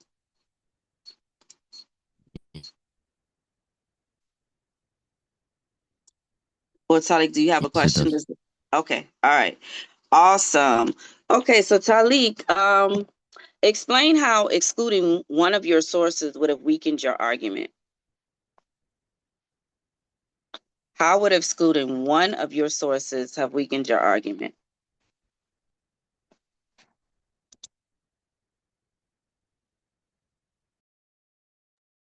Uh,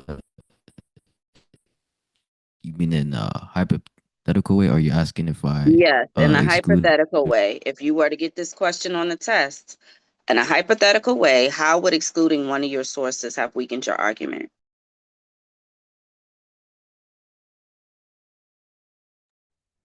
Um, well, I use specific examples from multiple, and also I based my arguments off of the main points of certain articles, such as the Myers article, which is one of my sources. It explained the implicit racial bias and the different examples of media, such as the music, the sports, and the journalism. So if I excluded that, I would have gotten that point to.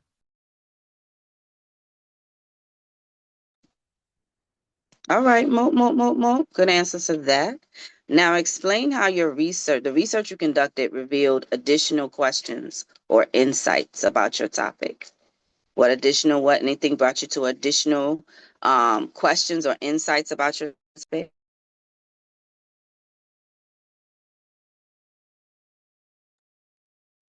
Um, an example would be how I saw a deeper cause just narrative framing, mostly in movies, but doing more research allowed me to find out about how Black visibility and misrepresentation are not the same, since you can have more visibility with bad representation. Okay, Mo. Y'all not playing tonight. Y'all give these scholars stuff. Y'all, they surprised. I haven't seen these, heard the topics all put together. They making me proud. Y'all ready, y'all? I am Got so it. proud of y'all. All right, everybody. Anybody else? Last thing for Talik, then we're gonna shut it down. We are almost done. I do appreciate y'all for being here to show them this love because this is important work, challenging work, and they are doing a great job today, and I'm so proud of them. So we are winding down. Last minute call for Talik, and then we're gonna move to Zoe. Excellent. Okay. Great job, son. I'm proud of you. That was good and stuff. That was good. That was good, son. I'm proud of you. All right. Zoe, you ready to shut us down for African American history, Zoe? Yes, I'm ready. Okay, let's go, Zoe. My name is Zoe, and my topic is the forced reproduction and politics of enslaved African women. And I will be talking about the first reproduction and sexual exploitation of African women, especially during captivity, and how that impact affects today and still exists today. In the antebellum South, African people didn't own their bodies, let alone African women. They were forced into reproductive labor, meaning their ability to have children was used to increase the enslavers' wealth by having more children. They were subjected to more constant sexual violence and had no control over their own bodies nor families. From 1619 to present day, the forced reproduction and sexual exploitation of African women functioned as a system of racial, economic control, and gendered that sustained captivity while shaping damaging stereotypes, such as the hypersexualization of African women, the idealization of white women as being modest and virtuous and pure. Regardless, African women constantly resisted these structures through survival strategies. Reproduction as economic exploitation. First, white enslavers used African women's bodies as their ability to procreate as a form of economic gain. Any child born to an enslaved African women was automatically enslaved. That was supported by the law Partes Sequae Ventrum, which meant that the child's status is followed by the mother. So even if the father was white, the child would still be born enslaved. This shows that black motherhood, African motherhood, was turned into a system that directly sustained slavery and treated women as property rather than a human being. Sexual violence and racial stereotypes. Next, sexual violence and harmful stereotypes was used to justify exploitation. Black African women were portrayed as lustful, mischievous, charming, and hypersexual, while white women were seen as pure, modest, and deserving to be protected. These stereotypes allowed enslavers to justify the rape and abuse of African women because they claimed African women wanted it or more naturally immoral. That's where the term Jezebel. Jezebel is a common stereotypical representation of a black woman. Also, Malcolm X famously stated that the most disrespected person in America is the black woman. The most unprotected person in America is a black woman. The most neglected person in America is a black woman. Infanticide and extreme resistance. Another form of resistance was infanticide, which showed how brutal captivity was. Some enslaved women chose to kill their own child rather than allow them to live in slavery, especially if that child was a daughter, because they didn't want them to go down the path they went. This reflects the extreme desperation and lack of options they had. We can see this in the movie Beloved, 1998, where the character Seth killed her child to prevent her children from being taken. This shows how slavery and captivity didn't just control labor, it controlled motherhood and forced women into impossible, heartbreaking decisions. Reproductive resistance and survival. Even under these conditions, African women resisted in many ways. They used herbal knowledge to control their fertility, shared information with other African women within their community, and built family and community networks. According to the National Underground Railroad Freedom Center, these acts were forms of reproductive justice and resistance. This is important because it shows how African women were not just passive victims, but they were actively fighting for control over their bodies.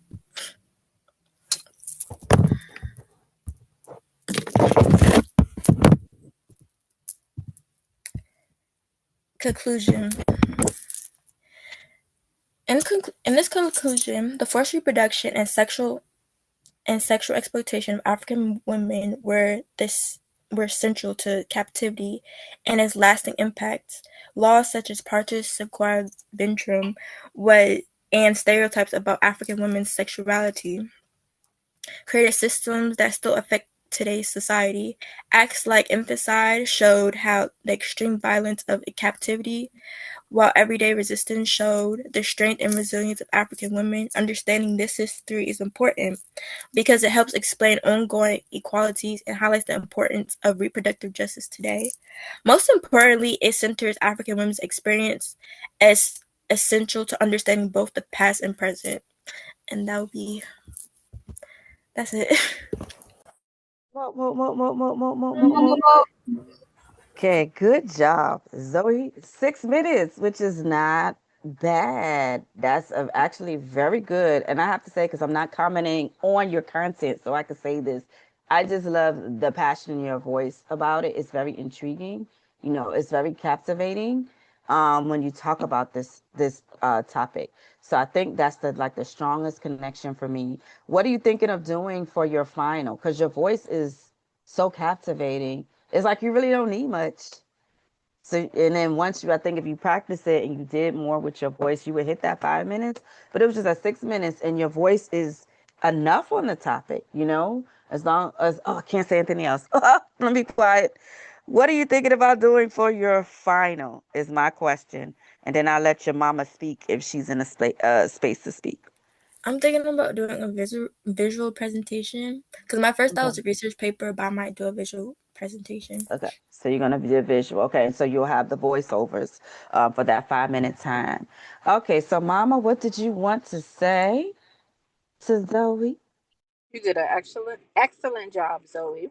My question is, how do you feel that how do you feel that the things that happen then affect us now? That's my first question. It's a two-part question, so you gotta answer that part first. Okay, my answer would probably be like, even though it shouldn't have happened, but it kind of makes sense now because in my one of my sources that sexual exploitation of black women from the year 1619, because it went up all the way to 2020. They were talking about how, like in music videos, how you see like lots of rap music videos or music videos in general, how black women be more sexual, have more provocative clothing, and be called a whole bunch of names, and it'll be very sexual. And like I could kind of see how it didn't just come out of nowhere. It's also relating to captivity as well. Good answer. So, my next question is, how do we resolve that issue within our community and within and within our homes? Or is there a resolve? So what's the solution to this issue? To the over sexuality of young ladies? What's the The solution to solution? it or a resolve?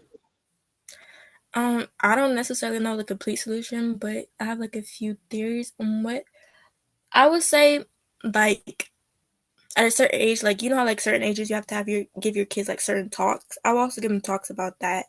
Like just because you see this, that doesn't mean that this is what you'll become in the future, or just because this happens in the media, that doesn't mean it should happen in real life, or the reasons why this is happening and how it leads to other events, like how it relates to other things, I guess. So when it happened, just like it's not normal. Yeah, it doesn't have to be this way. So dismantling the normalization of sexualizing girls. Is that what you're saying? Yes. And you also also it gets to a point because you can't always help people who's not wanting to help. So if they're like, "Oh yeah, I don't want to do this. I don't want to do that. I like this." Just let them, because I remember you be saying, "Oh yeah, you can't help people who don't want to be helped." So I'm not gonna overly stress myself out about it if they don't want my help. Okay, don't bring me into it, but okay. Thank you. Hey, these scholars, they come tonight knowing what they're talking about. I'm always in tears. Yes. Oh my goodness. I am so proud of y'all. Mama, was that the last question? Did she pass for you, Mama? Yes, she did. That was the last question. Yes, and she has been very intentional. I will say that even in our study, she's been very intentional about bringing those points into the research in our review. So that's going to be very helpful if she does get a question like that on her test. She has to write about it. She's been very intentional about that. And so, yes, wonderful. Zoe, I have put one source question in the chat, and then I'm going to ask you your other source question. Excellent job. I'm so proud of. Okay, so Zoe, your source question is describe one piece of information you learned from a source that you use in your project that adds to the information you learned in classroom instruction. So describe one piece of information you learned from a source you used in your project that adds information to what you learned in the classroom. Um, uh, the difference, like how they would view white women as a category and what that category would be and how they portray as white women being models. And now I actually like I'll also say the term Jezebel because I've heard the term Jezebel and I have like an idea, but now I know what it actually means. And yeah. So what was that source? What was the name of So the I source? have a new insight on that. The name of the source was 1619 to 2020 by Dominique R. Awesome. And do you see your second question in the chat? Describe a lack of agreement or contradictory. Did you find any contradictory information as you did your research? And how did you deal with that? Any contradictory information? Um, any contradictory? It's like 50-50, like the infant side, like killing your own, like killing the children, like so they won't go down the because I don't know. It is something about that. Like I understand why, and I agree. It's like 70-30, like All right, so 70%. Like I agree with it, but then the other percent was like, I don't know. okay. All right, and so yet you included it in your project, even though it was in total agreement. What is the decision that pushed you to put it include it in your project? Well, it's the truth. I can't just skip over it because it's part Excellent. of the truth. Excellent. And that's what you say. You say that on a test. All right, mo. Oh my goodness. Y'all, Drew, are you still here? Drew, are you still here? Is your brain still working? Yeah, Bo, I'm here. Okay. So y'all, we're winding down, but I want to say final words to the African American Studies scholars, y'all. This is only a rough draft. This is the first time that they have fully put together all of their research to present it to you tonight. No rehearsal, no going over it. This is the first time they've come into this space to put themselves up to share their research and findings with you all. So, final affirmations to them, y'all. Any final affirmations to our African American Studies scholars? They did an excellent job. Because I'm at work, I only got to hear bits and pieces of it, but every bit and every piece that I heard was phenomenal. Their research, their insight into the topics, their even their presentations, the visual presentations, everything was beyond my expectations. But I already knew it was going to be surreal. I already knew it was going to be phenomenal because they're phenomenal scholars, so I wouldn't expect anything less. But yes, the They bits and are. pieces that I did see, everybody did such a great job I learned new information. So I screenshotted some things because there were some things that I didn't know about, which always happens in our scholars presentation. They are always giving us new information, new insight, and new history. And it's just it's blacknificent, it's powerful, and I love to see. And I'm lucky, I feel what's the word, I feel blessed to be able to see them learn and flourish and provide this information to the community. Like, it is a honor, that's the word I'm looking for. It is a honor to be part of their learning and my own learning, because some of the stuff, like I said, I didn't even know about it. But yes, everybody did an excellent job. Like, I am so overjoyed with the work you've been doing with them, to include my own child. I'm overjoyed with the work you put, and the power and the motivation and inspiration that you're giving them as young Black youth in this country, which can be challenging at times, because it's challenging for adults. So I know it's challenging for the youth. So mo mo mo mo mo. I'm very proud of y'all. Very proud of y'all. Anyone else? Final words for African American Studies scholars. I Bye. I just want to say I am so impressed. This was a first draft of their without feedback on Yes. their what? I am so impressed with every single one of them.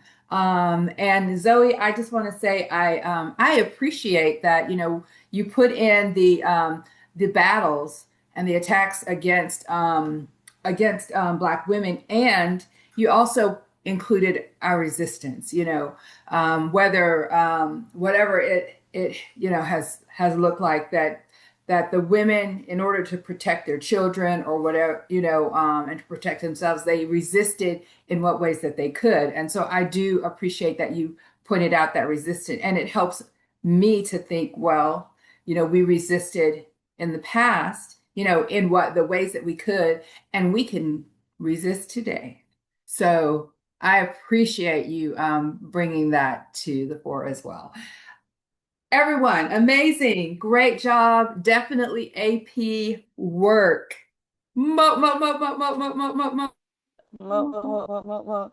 Amari, you have your hand up, and you all have some feedback in the chat. Amari, you had your hand up. Yeah. Before we leave, I just wanted to say, Zoe, I really liked your topic. I feel like that is something that should be not like should be learned more about um and research. Because like as you said, it is the truth. I really agree with that point. Overall, I agree with Mama Ericka. I'm really impressed with the work y'all have done. I know next to nothing about what you do in your class. So to see this as a little snapshot is really cool.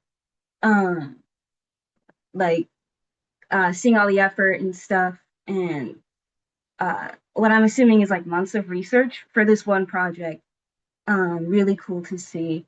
And I'm excited to see the finished product uh, in May. Mo, mo, mo. All right. Anyone Um, else for the AP African American scholars? yeah. Anyone? Can you hear me? Yes, they can hear you. Yeah, I had to turn on my camera for this one.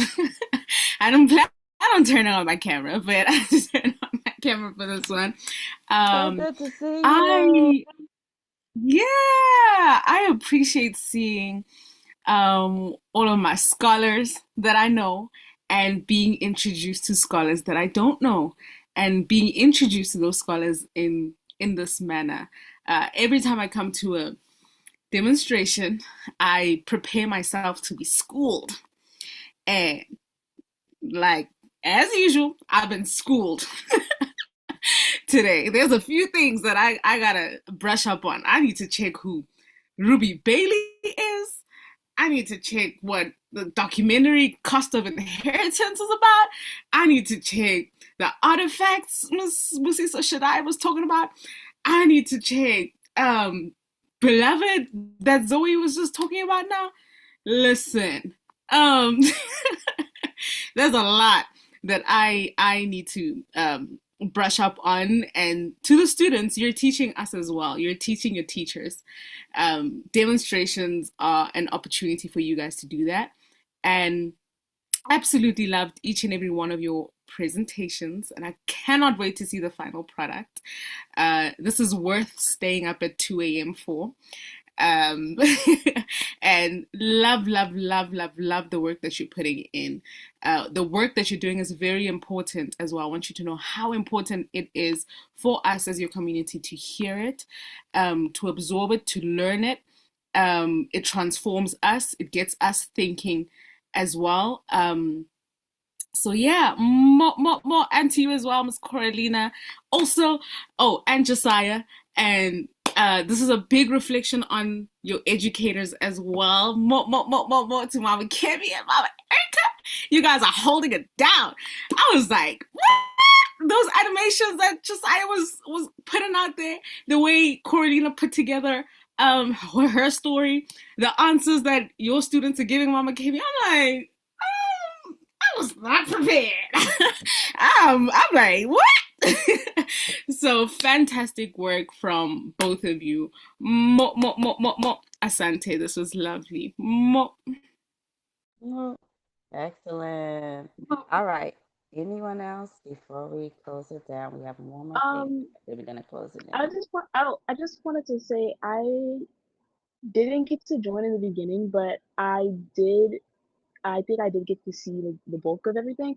I really enjoyed everyone's topics are so interesting, and the way that you all explained them, supported them, just made me more interested in them, and they're I felt very engaged the entire time, and I'm very interested to see what y'all come up with, because this is like everything.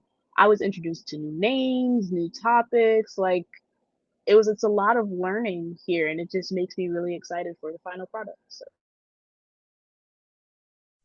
Well. Thank you so much. All right, y'all. Well, The very last thing, y'all. As I mentioned, Drew is a double AP this year. So give it up for Drew for that. She is a double AP scholar. She's the only double AP scholar that we have. The other two in her class, we're not here today, but Drew is just going to present. They don't have any follow-up questions. AP is language is just like read this, tell us about it. So Drew is going to present her analysis on a topic. Is this your mom's favorite piece or your dad's favorite piece? Who did you choose? My dad's. Okay, so if dad's still there, does she had to dissect her dad's favorite piece? And for AP language, you get a total of 6 points. One for your thesis, 0 to 4 points for evidence and analysis, and one for sophistication and complexity. And so Drew is going to flex her skills, and then we will close out for tonight. We're ready for you, Drew. All right, I just have the body paragraphs. Do you want me to read through those? Yeah, that's fine. Okay, give me 1 second. All right, so the book that I was reading was The Invisible Man by Ralph Ellison, and I ended up reading just the prologue. And I read the first 5 pages or so. And so, first off, Ellison's claim of being invisible draws the reader in, creating the opportunity for him to redefine what invisibility is. He lists what invisibility does not look like to go against the typical connotations the audience may think of when hearing the word invisible. He uses imagery such as distorted mirrors and bodiless heads to suggest that his invisibility is an illusion of the eyes that some people have placed on themselves somehow, saying, "Nor is my invisibility exactly a matter of a biochemical accident to my epidermis. That invisibility to which I refer occurs because of a peculiar disposition of the eyes of those with whom I come in contact." The comparison of invisible definitions gives the audience a better picture as to what Ellison believes it means to be invisible in this society. With invisibility being not just a matter of his skin, he is asserting that there is nothing wrong or strange with being a Black man and that his skin isn't what definitively leads him to be unseen. The imagery of mirrors reminds me of the phrase smoke and mirrors, suggesting Ellison's invisibility is an illusion others create in their minds. This ties to the message of defining invisibility throughout this excerpt of the prologue, where Ellison wants his readers to take away that the prejudice and paradigm affect how we see the world and each other. In the next paragraph, Ellison speaks of the state of invisibility as a fact, arguing the negative aspects through a change of perspective and word choice. He shifts his writing into second person, utilizing a metaphorical scenario to immerse the audience in the description of what invisibility feels like. He describes it as wondering whether you aren't simply a phantom in other people's minds, say, a figure in a nightmare which the sleeper tries with all his strength to destroy.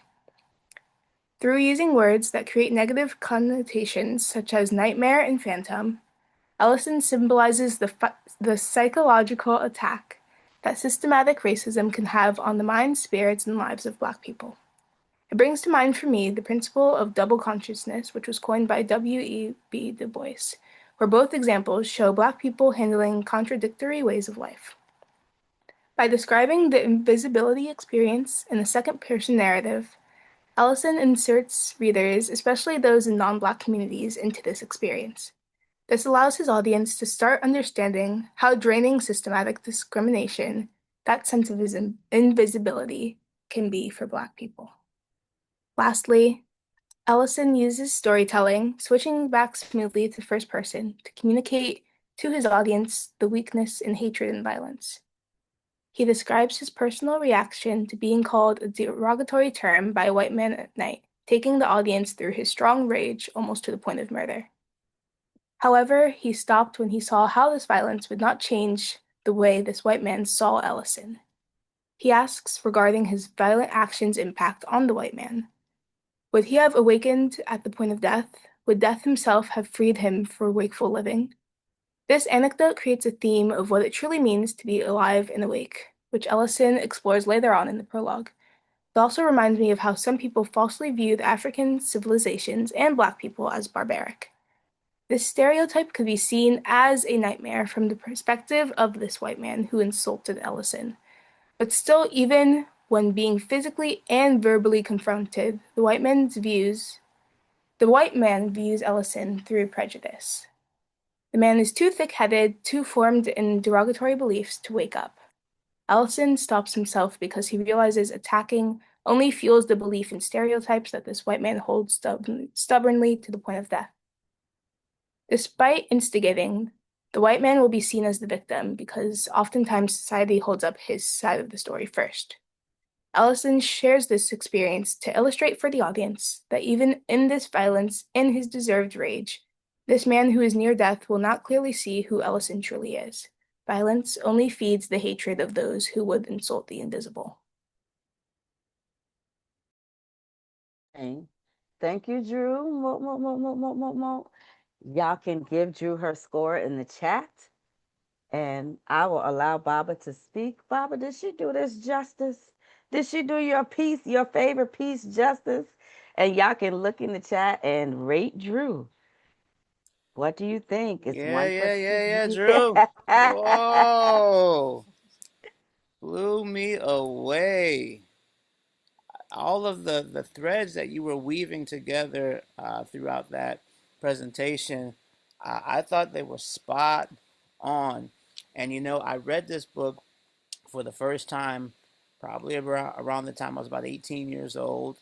I was away at college in Boston, and I had not been exposed to a lot of Black literature and literature that was opening me up to self-discovery. And this book rocked my world in a lot of ways, and it just it sucked me right back into that space that I was in. You really were able to kind of embody what the author was putting down, and then draw your own connections which also, was super insightful for me. It's amazing just watching you connect to this material in such a meaningful way. Beautiful job. All right, Baba, what did she get? Did she get a 6 from you? Thesis come Absolutely, to absolutely. Absolutely. Great job. So my only question is, were there citations? There were not Citations. citations. Okay, so that's just my only thing. Okay. I Beautiful wasn't sure since analysis. it was only one source. Okay, and so that means you don't. If it's only one source, what does that mean, y'all? If it's only one source, what do you not need if you have one source? When we're doing citations, if it's only one source, how do you cite it? Nobody remembers? Because I need to see citations and everything. I can say this because I'm talking to everybody. So if it's only one source, you don't need the author's last name. You just need the page number. Okay, or the page number, paragraph number. But on the test, it'll be source A, source B, source whatever. All right, phenomenal job, phenomenal job. I heard the complexity, sophistication. Excellent. All right, before we close out, anything else to Drew? Did y'all give Drew her points? What did y'all rate Drew? What did y'all rate Drew for AP language? What is Drew's final rating, y'all? Okay, Amari, yes. I give her 6 points. We gave her 6 points. Yeah. It was really good. I liked the ways you how your dad had said the ways you tied it into your own commentary was really well done. Very seamless. And I liked the complexity of it. Also because of the commentaries. It seemed very different, but it all wraps up together. Yes. Y'all think Drew is ready for that AP language test? She is ready. Ready. She is Great ready. job, Drew. Great job. Thank you. Awesome. Awesome, awesome, awesome. So again, I thank you all for being here, hanging out with us in this night of scholarship. Nolitando said, you are ready. You are ready. So yes, our double AP scholar, handling things phenomenally. We are so proud of you. I'm so proud of all of you. Y'all have really made my heart smile. This is a lot. Y'all AP took me down. And y'all have really just made my heart smile. I'm just so proud of you all. I really am so proud of the work that y'all have put in. Mama Erica, can you put in that link from Aya, if you could, for everyone, and I'll make sure I forward it out. And again, I'm so proud of each and every one of y'all. AP African American Studies, 3 weeks. Sit with that material, work together, work with your parents. AP African American Studies, 3 weeks. And we're going to finish with Power. And then AP Lang is May 19th. All right. Any final comments, y'all? I appreciate y'all for hanging out in this blacknificent night of scholarship. Thank y'all so much. And Mama, you put in the link in there for everyone, and I'll be sure I send it out to everyone as well. I'm sorry. I forgot about it, so I'm pulling it up. I will definitely put it in the chat. So actually, okay, so let me see. I haven't seen some of these faces off camera. Especially if I haven't seen you in McGeesee. I didn't see no face. You probably look like an old man now. Can we see you? Can we see you, old man?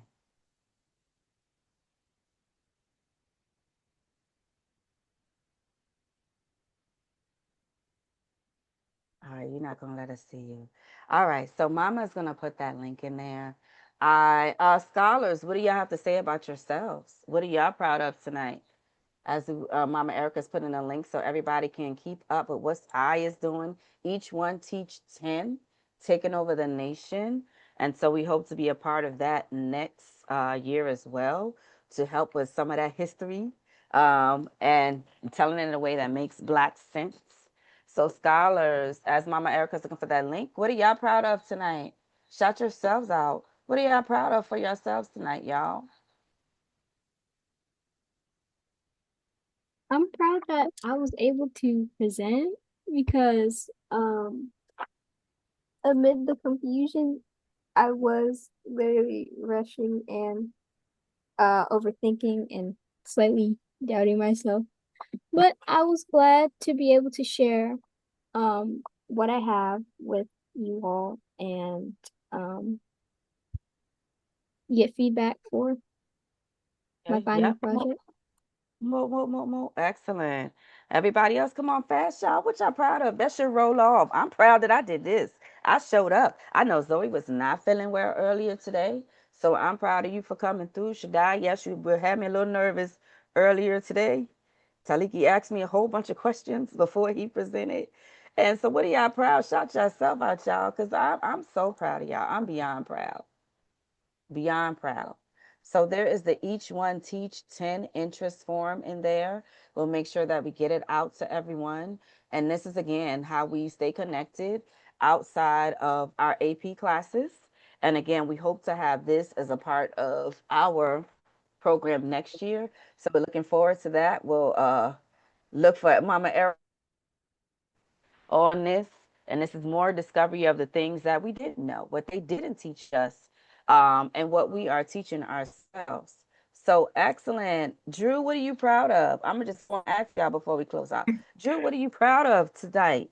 I am proud of getting this all done for this deadline. Yeah, I was also like Shaddai, a little bit nervous, stressed, rushing. And so I'm proud that I not only knew the information better than I thought I did, but I was able to talk about it. Yes. Coralina, what you proud of, girlfriend? What I am proud about is showing my work, showing out, and also like just getting it. And also, I appreciate everyone who attended and gave me feedback. Mo, mo, Mo, mo. mo, mo, mo, mo. Taliki, what are you proud of, Talik? My presentation. Okay, just the whole presentation, just it from beginning to end. Just I'm proud. Okay, good Mo, mo, job, mo, mo. y'all. I actually died already. Zoe, what are you proud of, Zoe? I'm proud of getting to talk about Mars topic. Hmm. Yes, I am so, so proud of y'all. Thank y'all, everyone. I have so much love for y'all. Y'all have shown that transitions that y'all still show up. You know, and all the ones that are new to Yeye's Culture Academy, just came in and show up. And that shows a testament to all the ones that transition from Aya. Like y'all just continue to create a community that is of excellence, like Mama Nkenyezi said. Y'all do that and y'all set the bar for everyone else. And so I'm super, super proud. On May 14th, and I'm gonna put it in the chat one more time. May 14th, y'all, is y'all day. It's awards day. May 14th will be Awards Day. So we'll be right back here honoring all of the things that you all have done. So share the links with your family. We're going to do Awards Day and we'll be celebrating those who will be graduating this year, especially Shaddai, Talik, and then Kadir. So we will be honoring our seniors and we will be celebrating all of you. All of your teachers will be here to give you all awards. All right, thank y'all so much. I know it's late. I Mo, love mo, mo. y'all. And you all can go Odabo. and I put our website in there so that you can find out about Each One Teach 10. Each One Teach 10 is our, it's a freedom school and it is many of the IA subjects in a freedom school where we can continue to grow, build, and become warrior healers and builders together for our with you all as young people. So mo mo mo mo. So this is y'all school name? This is our circle, Kepra Shule. Yes. And we are Did not launching on the share that. 26th. How you gonna tell us that? Oh my Yes, mo mo mo. goodness. And we are officially launching on the 26th. We'll have an orientation for those that are interested. You all can fill out the Okay. interest form and also go to the website and learn more. Okay, so we need to talk. We need to talk. Mo mo mo. So that Yes. it is just a collaboration and you just boop connect together and y'all don't have to. Okay, we need to talk. We need to talk. All right. Oh, Yes, yes. there's oh man, Age Geezy. is it for? Oh, question, Oh, Mama. I think he's coming off camera. Mama Inkingazi, did you have a question? Yes. What ages is your school gonna be for? Did you hear Mama Erica? Oh, are you talking to me or are you talking for Yes. Yeye's Academy? No, for each one teach 10. Did he say it started at Each one teach 13? 10 is 13 and up. It's upper middle Okay. school and all the way up through high school, and we have some college cohorts as well. Okay. And then Nlungi- Nlun- Nlungisi has his hand raised and he's off camera, y'all. Oh man. He's Hey, off oh right man. now. How Hey, you how going? doing? I'm doing all right. We're just kind of at work. I still want to Okay. show my support, so I just want to say, hey, Yes, glad to have you. All I'm these glad to hear collegiates. y'all. Y'all are Yes, growing up, and y'all gonna make me cry. Oh, beautiful. I love man. it. Mhm. All right. Do you have any Good to questions for me, see it. Mama Kimmy? You no, just tell them collegiate life, and I think Sasia is gone now. How is it Okay. have moving on from Aya and being out and about? So I would say it's definitely more. You gotta be responsible for yourself. If you don't have the right people around you being like, hey, where are you at? What you doing? You can definitely slip up and mess up. So I've definitely had to pick up some of my semesters, but I definitely appreciate learning. I'm sorry if you can hear in the background. Um, I definitely appreciate being at Aya because it did take me to reach out and talk to people and get motivation back, or not even motivation, be like just get it done. So yeah, it definitely is fun. You have more freedom, but freedom to do great things, but also freedom to mess up. Thank you. We appreciate that. Mo, mo, mo, mo, mo, mo, mo, mo. It is Mhm. always good to see y'all. All right. I appreciate y'all. It's been fun, y'all. Have a good Okay. rest of your weekend. AP students study, continue to study. We're less than a month away to finish. And I appreciate y'all.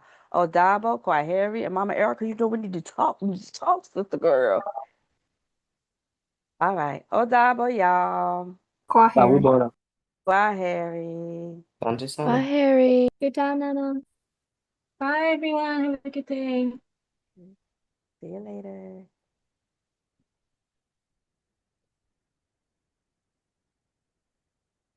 Great job, Mama Kemi. Great Oh, job. Oh, do your you know? scholars. Wait a minute. I Amazing. saw the record button and I thought I was recording. I was not recording. So I'm going to need your recording. I was not recording. When I saw the button, I thought I was already recording. Okay. Yes, I will definitely, let's see. I We'll figure will, out we'll figure it out later. Just don't forget me. But yes. I want to say, you bring the energy and I really appreciate you. You because girl, I be trying to get through the day and remember to send people stuff. You bring the energy, Mama Erica. That's your role. Cause I'm like, I'm trying to just live and get through it. And I was like, are we gonna have a demonstration? Are we gonna have so I am it so was grateful that you did. Thank you so much. I that's wanted our yes, and your scholars. Oh, AP, you're doing a great job, Mama Kimmy. they doing a great job because I didn't know what was gonna They're- happen today. yeah. Because I was like, I haven't seen it, but I'm not supposed to see it. And I think for me, that's just the one thing about demonstrations is like, I'm going to trust them. I'm not going to practice.